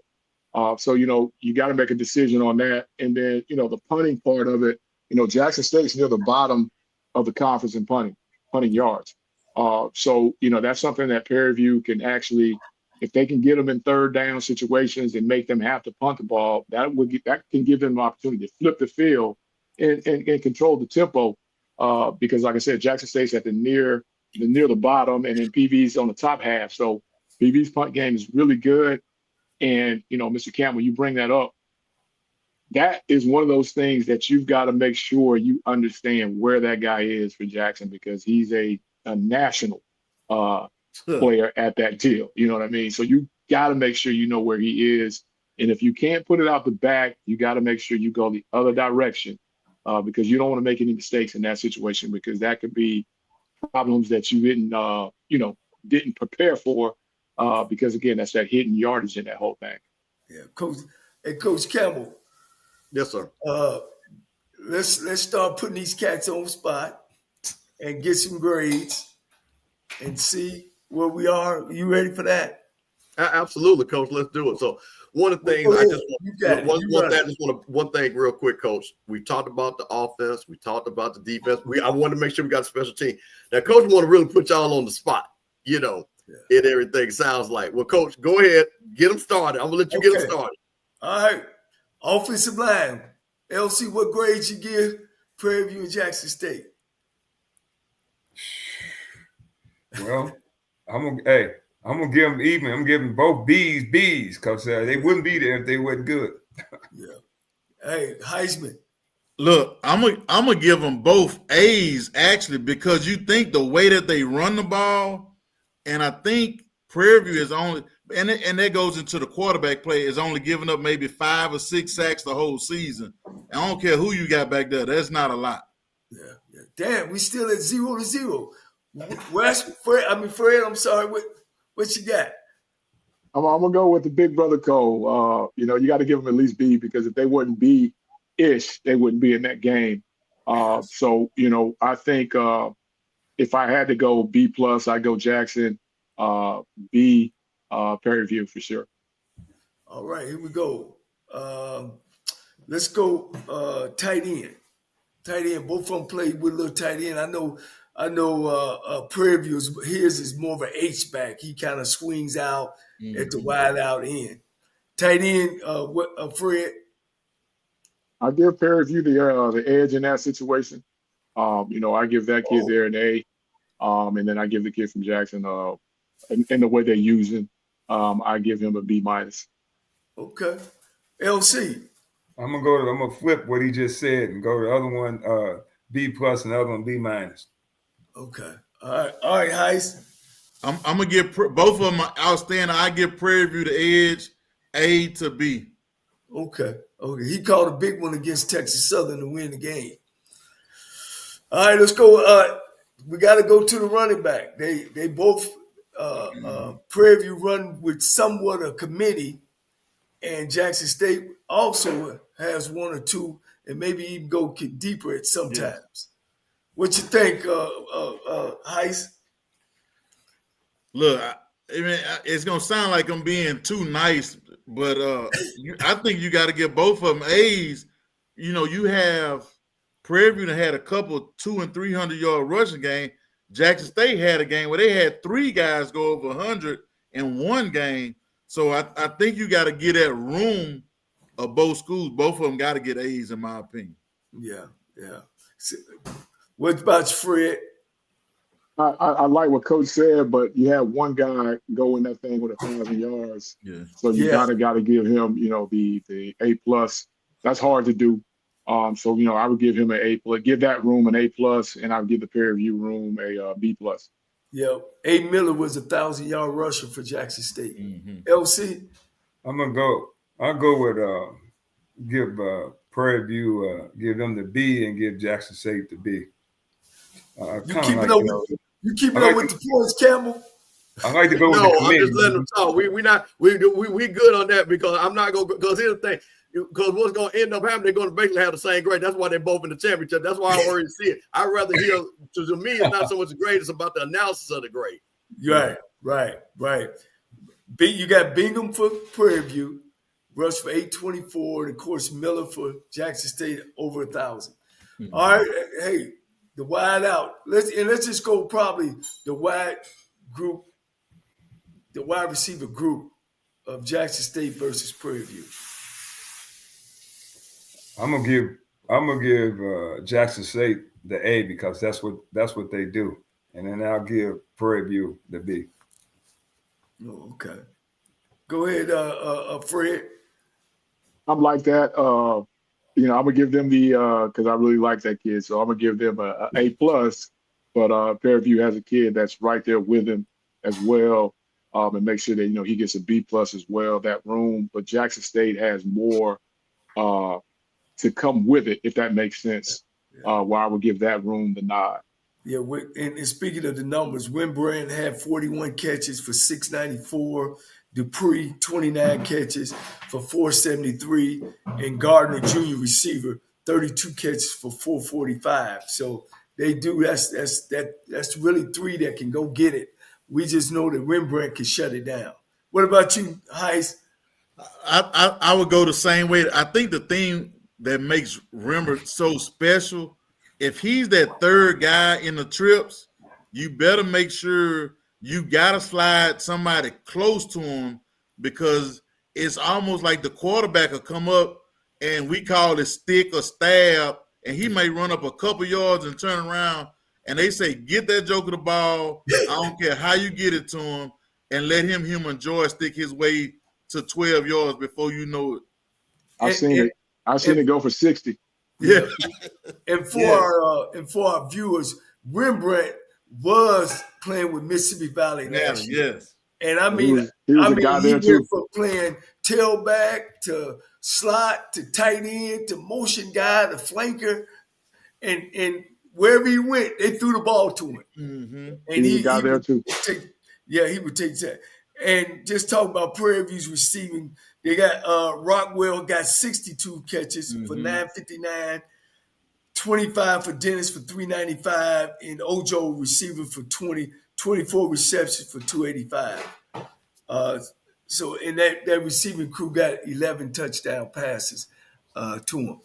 All right, the major spot, you got Cam, Peterson, you got Lockhart, you got Jacoby. I'm giving both of them B's. Both B's. Yep, both teams B's at quarterback. All right, and let me say, Peterson threw for 2,000 yards this year, 143 for 225 attempts. He's averaging 63 completion rate. He threw 16 TDs and 6 INTs, and 4 of those INTs was just against Alabama State. Mm-hmm. So naturally, he threw 2 damn near for most of the season. Of course, on the other hand, you got J-State. Of course, we don't know if Jacoby is coming back. He has 1,175 yards to Lockhart's 1,000 yards. Lockhart completing 68%. Jacoby completing 61%. Jacoby threw 10 touchdowns. Lockhart threw 7. And together they got 4 interceptions, 2 and 2. What you got there, LC? Oh, no, I said I gave both of them B's because. Oh, okay. Which quarterback you get edge to? They playing both, they're going to be, if they end up playing multiple quarterbacks. So I just kind of say it's going to balance the game out to see how that goes. Going to make the difference. All right, Heisman. I'm going to get an edge to Cam, especially if the young kid has to play for Jackson. Okay. Well, let me ask you a question. If Jacoby Morgan walks out that door, then what do you say then? It depends. Hey, do he walk out or does he limp out? Do what you say, Heis? Does he walk out or does he limp out? Wait a minute. Hold on. Wait. Because see, listen. This will because this is very important. And as you all as coaches, you just said walk out or limp out. So I'm gonna throw that back at you. If he's limping, are you going to play him? No. Okay. No. So he walks out there. So let's go to so he walks out there. That means he's ready to play. To your point, right? So 15 is underneath the center. What do you say then? Well, I just, for your question, I would just say I would know before the end of the week over whether he's going to play or not. I'm not going to play the game of him doing that, coming out there and all that kind of stuff like that. I don't put the kid in that kind of situation. If Jacoby come out, I got three defensive coaches that's been coordinated. If he limps out, does that change your game plan? Does it change it to more pressure now? Let's move him off his spot. I'm coming to get him. Depending on which leg it is, I'm gonna see if he can run right or left. He's not gonna sit in one spot. That's right. He might if he's right-handed, all of my blitzes may come this way because I may want him to run to his left hand. So it's some strategy involved in playing against a quarterback that's hurt. Fred? I really like the young kid. And again, Coach Taylor would know better than I would. But if 15 is 80%, I got to go with the young kid. Plus he's hot. You know what I mean? So I would actually, go with him. But I would give the kid from PV an A, and the young kid building actually a B+. Yeah, because the Lockhart kid, when you look at his numbers, his numbers are right below Jacoby's. It ain't like there is a big difference. My whole thing is, can I open up the playbook to Lockhart as much of can I open up the play with Jacoby? I know I could do that with him, but do you open up the play? Do that make Jackson State's offense a little shy? Coach, can I add something? Or predictable? Yes. Can I add something? So one thing that I'm thinking when I'm talking about pressure, it might not be a lot of cover zero blitzes, because to me, if you cover zero blitz a young guy with some, just say if Savage is out there, he could throw a jump ball in his 50-50. You may actually clear the pitcher up for him. I'm going to bring pressure, and it's probably going to be some type of zone pressure or overload that now he still got to read parts of the defense. So, like I said, I'm talking about pressure, but I'm not talking about zero man-to-man back turn to the quarterback type of stuff. Yeah, Fred, since you've been in the league, and I know you watch it every week, Heisman, watching the two quarterbacks, Cam and Jacoby or Lockhart, which one of them handle pressure the most? Or the best, I should say. And again, I give the nod to the young kid because he was the last one we faced. We faced PV week 4, week 3, something like that. But just kind of watching him, he's a lot bigger than you think he is, Coach, as far as height-wise. And he's put together. And he's kind of done some things since he's taken over that's been impressive for a young kid. Now, he took some shots versus us. He kept getting up. We rattled him a little bit, but he was able to get back under control. And then that's where Coach Taylor comes into play, because now we're not just going out there nilly-willy throwing it 30 times a game. We're going to give it to that 1,000-yard rusher, and we're going to help him settle in. And, I like him. I like his stature. He's, to me, prototypical 6'3", 215-ish, somewhere in there, with a strong arm. He's got guys around him, and he's got to be feeling himself right now. So, what I know, confidence is half the battle, and everybody else around him believing. And if 15 can't go, you got to believe that those guys have tailored a game plan that will work for the young kid. What about Cam Peters? Does he handle pressure well?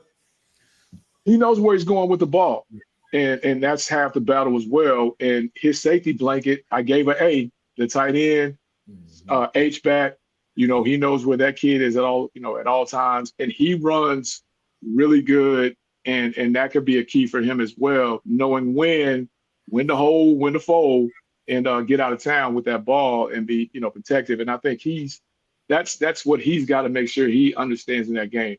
And I know we talked about it earlier. You don't have to make every throw. A possession end, everybody in here knows a good possession will end with either a touchdown or a kick. That's all we want.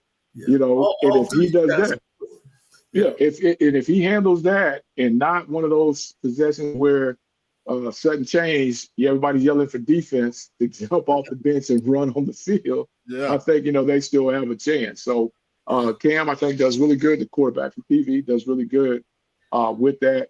But again, like I said, I give my edge to the young kid. And if, 15 is not 100%, I can't see Coach Taylor not riding with the kid that's got him to this point. Can I ask the coach away? Coach, can I ask all the coaches a question? Because one of the things we're talking about the black and white, but how much, because now we're talking about Jacobian being the leader of the team, how much do intangibles matter for a leader like this to come out on that field in a championship game? How much do the intangibles matter in a game like this? Coach Fred, I'll start with you and we'll go around the horn.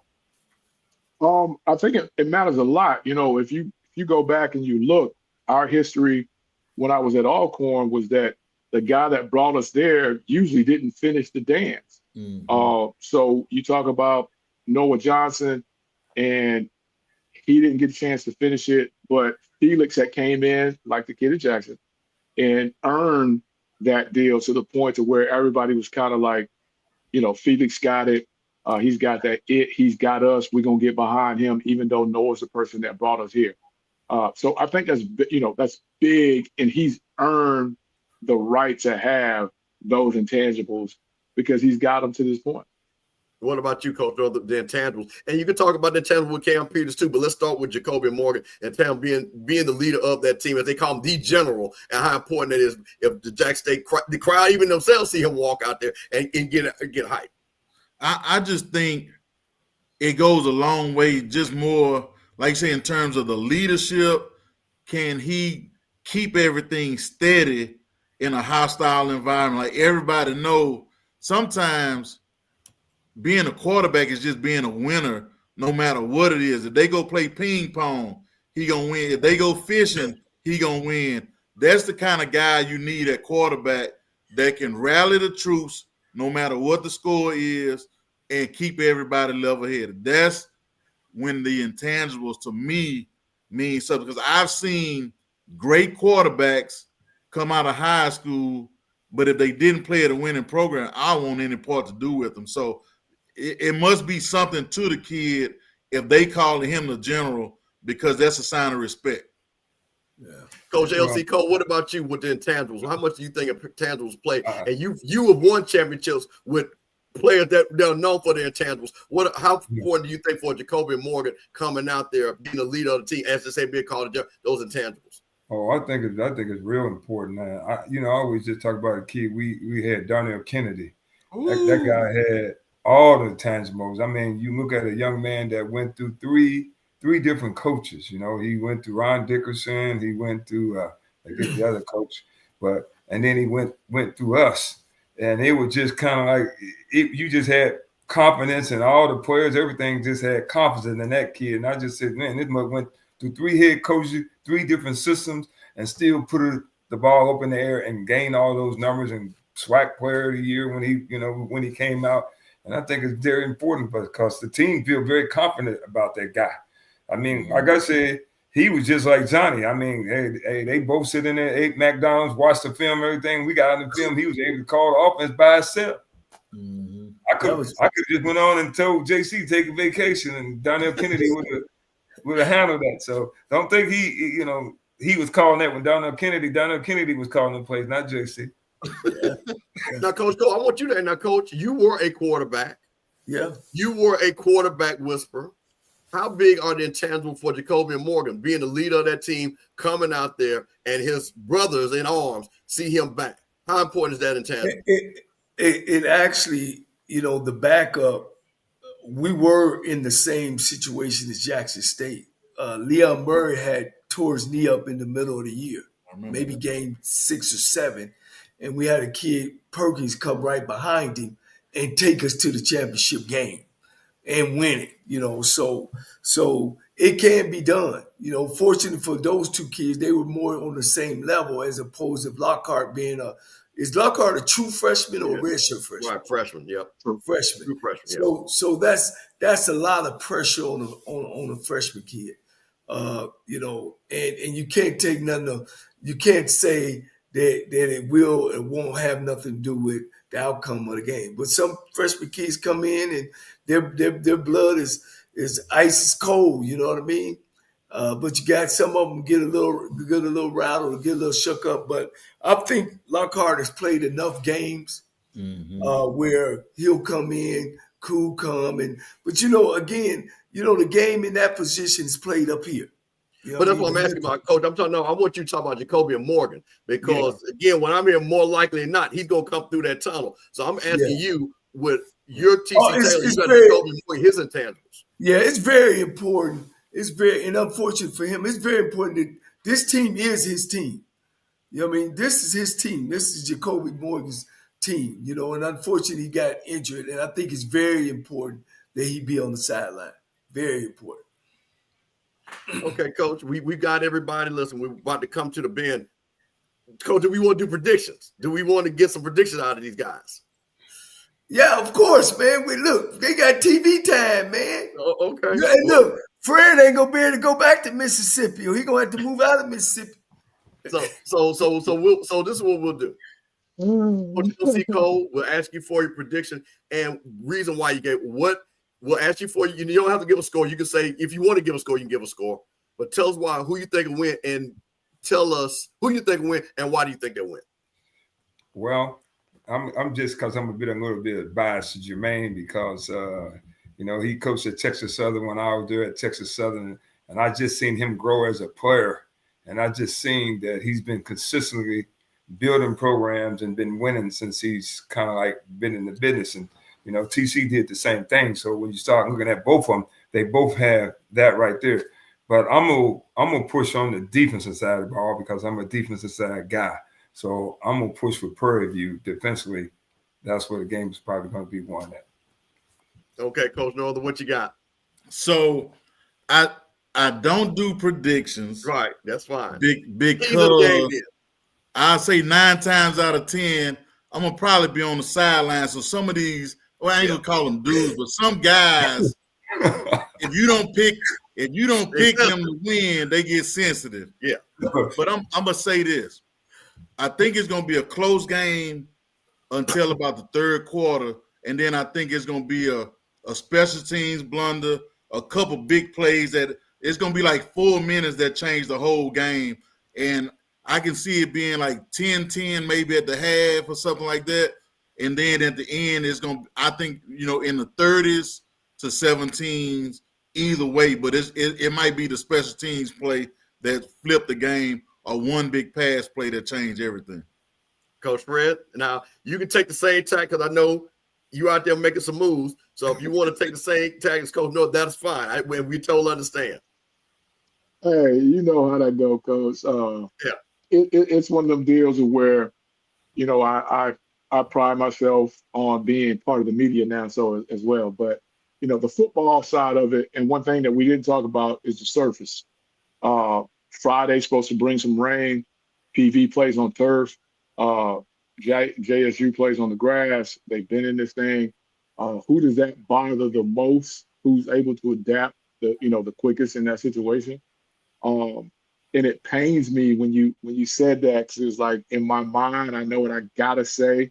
I know how I gotta lean, and here's why: because the champs are the champs, and Mr. Campbell from other shows, I'm always like, you got to go with the champs if somebody beats them, and they have the experience. So it's the experience takes over for me. They have the running game. If the young kid has to come out there, they have the running game to support him. And then I know Quinn, good friend of mine, again, he's in there right now, I'm sure, finding the tip. So it's one of them deals where it's going to pain me to say it, but I got to think the champs remain the champs.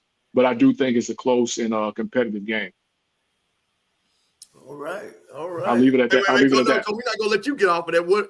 We already know where you kind of lean it, but tell them what you think. Well, here's the reason why. Besides, everybody know that Tremaine worked up underneath me, is that it ain't gonna be no game where one team walking in there and just gonna blow out the other. That just ain't gonna happen to me. I think both teams play defense great. I think Prairie View's defense is more keep the ball in front of us. Let's come up and make the tackle. You got to be good on first down against them, because if you got to throw the ball, they're going to go into that two Kathy, whatever they want to call that, and it's going to be hard. It gives quarterbacks fits. That's why on third down, they're the #1 team in the nation. Jackson State's defense is, like you said earlier, Fred and Heist, that they come after you. They going to pressure you. Jackson State has always been that. They're going to try to out-athlete you. But what happens with that is the game go long. If that offense ain't scoring, and I'm going to tell you, and I'm going to make you remember some, Heist, when we came and took over y'all at Southern University, y'all had 22 returning seniors. Y'all would play man coverage in the locker room the whole week. And then they get in the game and hold everybody, but then one of them slip and fall, touchdown. Get tired at the end, touchdown. And when we came as a staff and started teaching them zone and where they could rest and take a play out, and they already could play man. So I'm saying that to say at Jackson State, when I seen them against Grambling, they let Grambling stay around. The offense didn't score, because when you down by 2 touchdowns or 3 touchdowns, then you become predictable. They never made Grambling predictable. And that's what happened. And I think in this game, if Jackson State don't score early, I think at halftime, I think the best coaches, make great halftime adjustments. And some of them, most of the time, it's got to be offensively, to make halftime adjustments. But one thing about Prairie View, they don't keep that ball in front of them. They're going to try to shut down all the big plays. And if they can do that, man, they can make some things happen. But Jackson State is Jackson State. They're great on both ends. If you let them intimidate you, it's going to be a long night. But I just really think, man, that it's time for Prairie View. I just really think that Tremaine and his staff, not taking nothing away from T.C. Taylor's staff, I think they make the adjustments and they win a close one. Hey, Coach, listen. I've had all the coaches. Now I'm gonna speak as a fan. You got the faith to do this. I've been around the SWAC a long time, there, Coach. Seen a lot of big games over there between State and West Street, over there at the vet, as they call it. I've been in there with 60-something thousand. Now, Coach, let me tell you something. Did you know no road team has ever won the SWAC championship? I heard that before. Do you know that Jackson State has won 3 out of the last 4 SWAC championships in that vet stadium, Coach? And Coach, I'm just gonna say something, Coach. I'm just gonna say something. Coach, I'm just gonna share something for you, because I'm from Jackson, Mississippi, Coach. I'm from Jackson. And I'm just going to say just one quick thing, let me see here. We get this thing here. Let's get the thing. Hold on. I had a problem with this. There we go. Coach, listen here. When you hear this right here, Coach, you hear this right here? In Jackson, Mississippi, on Saturday, it's going to be a football game. We're talking Walker Payne, Robert Brazil, W.C. Gordon. Champions are made on that field, Coach. And when them boys are here, in this way here, Coach, and I love Coach T.J., but they won't be staying in Atlanta because the Coach is definitely going to see ready here. I saw Coach. That's what they're doing there, Coach. Jackson State, WAC champion here. I'm sorry, Coach. I love y'all all. I'm sorry. The Tigers roaring, man. All right. Well, you see this man over, let me tell you about the Sonic Boom. You see this man over there, LC Cole? You see this other Cole boy? We don't spank Jackson State and the Sonic Boom ass for years. But neither one of y'all. Years. And I got a kid coming in there named Tremaine Jackson. Neither one of y'all a coach. That's why we got y'all here to review. Neither one of y'all a coach. Now y'all can I said we got one of our proteges, okay. Tremaine Jackson, is going to shut that down. Coach, I'm just letting you know. When they get ready, come on, Coach. I thought Coach Cole about to break something up. So I'm just letting you know, Coach. When that thing goes. Hey, I'm bringing that right there. That's a game ball. See that? That's a game ball. Hey, Go That's get a game ball. Hey, I'm gonna give it to you. When we put up 68 points on him. You see, now, I'm about to do that, Scotty. I was way back before the internet there, Coach. Way back before I know Scotty watching. I know he watching. You said they won the last 3 out of 4? You that Sonny Boone is off the chain. Hell, I got the, that's the SWAC, baby. You talking about Coach, that's the SWAC. Listen, Coach, listen, you know I had to laugh. I had to have a little fun with that, man. It wouldn't be me, Listen, I'm just going to say this again. I think it's going to, honestly, I'm excited about this game because I think Coach Northern said, and Coach Cody says, far as this matchup in this era, this is the coaching-wise, you can't get any better coaching matchup. That's right. And I think what's going to be very good, it's going to be a great game to watch on TV. And for me, that's very important because you're going to get a lot of casual fans that's going to say, oh, the SWAC championship, let me check it out. And I think you're going to see a high level of play on both sides. And I think what you're going to see, I think, again, and that's the reason why, and Coach, I'm saying this respectfully about Cam Peters. I don't think he can just turn around and just hand the ball off. I think Jackson. So the reason why I said about being an all SWAC before, I think he's going to, for them to win, he's going to have to be a star. I think he is a star. So I don't think he's just going to have to hand the ball. So when I say all SWAC, it's not him doing something outside himself. I think he has the ability to be even better because when you're in a championship game, that's what you have to do.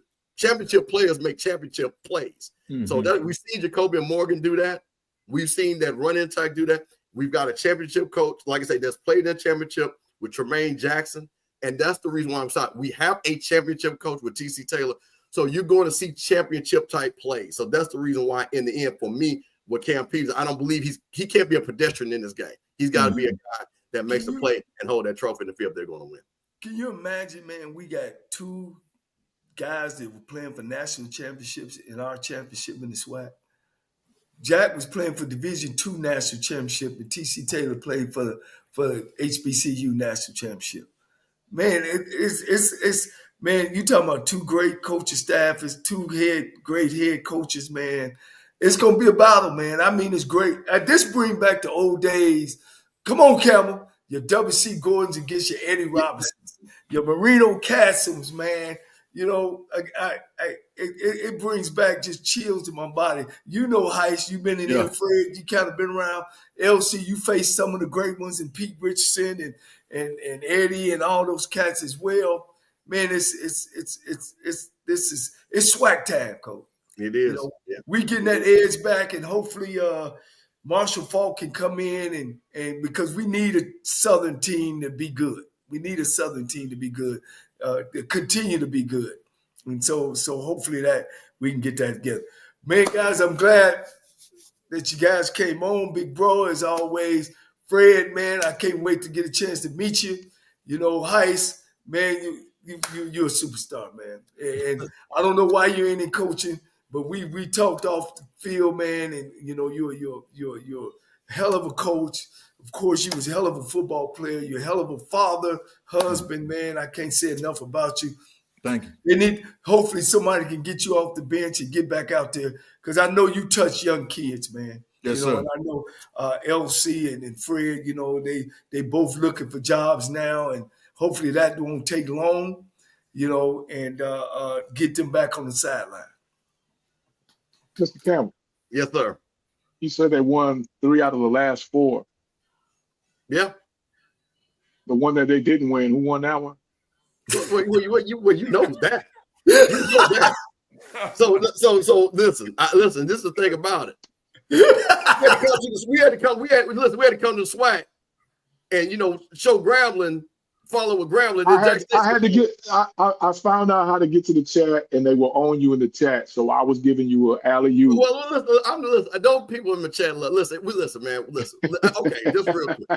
And Coach Coles and Coach Northern, fam, you lost to Mississippi Valley.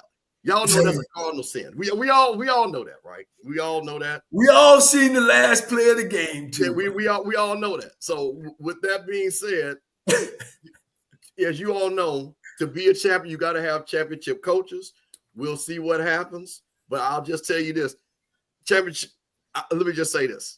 Congratulations, Mr. Valley. That's what I'll say. Because you know what? I'm going to end on a positive note. Because you know what? I talked to Coach Buckley. He's going to come back on HBCU Coaches Corner and talk about that great victory. And I'll just leave it. Well, people Good try to dude, get me man. Congratulations to him. they try to get me in trouble. I tried to give you the layup, man. I tried to give you the oop. You know what I'm That's all. Hey, saying? listen, Off man, the backboard. Hey, but like Coach Cole, like Coach LC did, one thing they can never do is take that trophy away from. We still and will have been an HBCU champion in both the SWAC and the MEAC. So hey, there you go. Yeah. LC, any last words? No, you all guys be blessed and go to the game. I might be at the game. I don't know. Okay. Yeah. Coach Jordan, you going to be at the game? Yes, sir. I am going down. I said I'm gonna try to get there early and walk around and maybe give me a burger or something like that. I'm gonna call a game for Mike Prince on the Open Mic Network for Prairie View. Nice. I'm gonna get there early and try to give me a little something on the sideline. Right. Coach Fred. I'm trying to get my sideline credentials. Those folks in Jackson love me, so I don't want to disappoint them. Make sure I'm there in person and get some footage for this channel as well as the Blue Bloods, man, and kind of just want to be in it, want to touch it. I think it's going to be a great atmosphere. Yes. People, please support it. You don't know how much this means to have this on campus. Being that we were one of the first ones to have it on campus, and then I would be remiss if I didn't say thank you, Mr. Campbell, for bringing me on with the legendary Cole brothers and somebody who played under them, who could probably tell us the gazillion stories that I've heard. Because I've crossed paths with y'all, and y'all don't even realize it. Like I coached at Stillman the year that they ended the football program, and everybody talks about the Cole brothers. So to be on with you guys, man, means a whole lot. And Mr. Campbell, you know how I feel about you. Thank you so much. Thank you, Coach Fred. Well, right. Coach, it sounds like we can wrap this up. So we had the HBCU All-Star Roundtable talking about the SWAC Championship Game. Coach LC Cole, Coach Northern, and Coach Fred, we appreciate you joining the HBCU Coaches Corner. And I tell you what, we're going to have to do, as a matter of fact, Coach, I'm just going to have to put it on wax. We're going to have to do this for the Celebration Bowl. I think folks want to see this. We're going to run this right back for the Celebration Bowl. What you think, Coach? Now we're trying to do it live though down in Atlanta, right? On Thursday. I'm there. Let's do it. I'm there. Coach, I already got it set up. Already, come on, man. Atlanta's my city. I already got a hotel. Already got it set up. No problem. Because that's what Rattlers do. I call it another rally, Coach.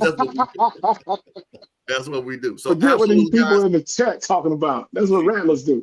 Oh man, listen. They got. Hey, Coach, see one thing about me. I don't mind it because one thing I love everybody. This is part of it, man. You got to take when you up on top, you talk your stuff. When you down on the bottom, you let them talk your stuff back to you. That's okay. We'll be back. Yes, sir. Looking forward to it, man. Don't forget me. All right. Thank you, guys. Thank you, guys. All right, man. Coach. Man, that was great, Coach, man. When we make milestones, man, and companies, ain't no HBCU, ain't no channel that does this for the HBCU SWAC Championship Game. Ain't nobody gonna sit and talk. And then, we got something special too for next week when they go down to the other the Celebration Bowl. So, man, again, man, I can't say enough about you. We miss our man Rocky. I know he watching. You down there sipping on pineapples. Right. This is one for you too, Rock. We miss you, man. Campbell, you did a great job, man, and running the show. And man, I look forward to next week, next Tuesday, and also, I guess we'll decide whether we want to do a Thursday night or Friday night. Right. Maybe Friday night might be the best. Coach, but here's the thing I want to say, and I think it's very important. This show has allowed a lot of our fans to see how great our coaches are. And I'm talking about for all the conference we've had, coaches from the SIAC, the MEAC, the SWAC, you know what I mean? And everywhere in between because of your relationships and who and what you are. A lot of people tease about, Campbell and Cole is old school, it's new school. But I always tell you, you got to know where you came from to know where you're going. That's the one thing about it. You got to know. So, Coach, we're going to let you turn it on. Let me make sure I got the thing to set this thing up. That's not me. Hold on. I get you. Let me get you back. I need Coach Cole. Let me see here. Let me get you in there so you can close it out. Let me figure that out. Okay, let's see that. Well, I tell you what, Coach. I don't know how to. I'm going to let you. I'm going to hang out here with you. Go ahead and close it out, Coach. Man, look, it's been a great show, man. I can't say enough about the gentleman that joined us. This game, man, it brings me back to the old days of seeing the greats go at each other. T.C. Taylor, Jackson State alum, Texas Southern, Tremaine Jackson alum, HBCU National Championship coaches. It just got all top quarterbacks in Cam Peterson, Jacoby, and Lockhart, super tailbacks, great defenses ranked not in the SWAC or in Black College, in the nation. 2 powerhouse offenses in the nation. Man, you can't ask for a better setup. Prairie View, I'm reaching out to you. Y'all need to get in the bus, flight, everything to get down there. You guys will finish off of filling that stadium, because we know that Sonic Boom and them Jackson State fans is going to be there. They definitely going to be there.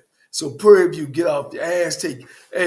For Christmas, take 2 or 3 gifts off the list, get on that plane flight or get in them cars and ride up there to see this fantastic contest. I can't say enough. Now, Coach, Guys, you got to tell them to tie the rope now, Coach. It's a holiday. That's what I said. It's a holiday, and don't worry about no gifts, man.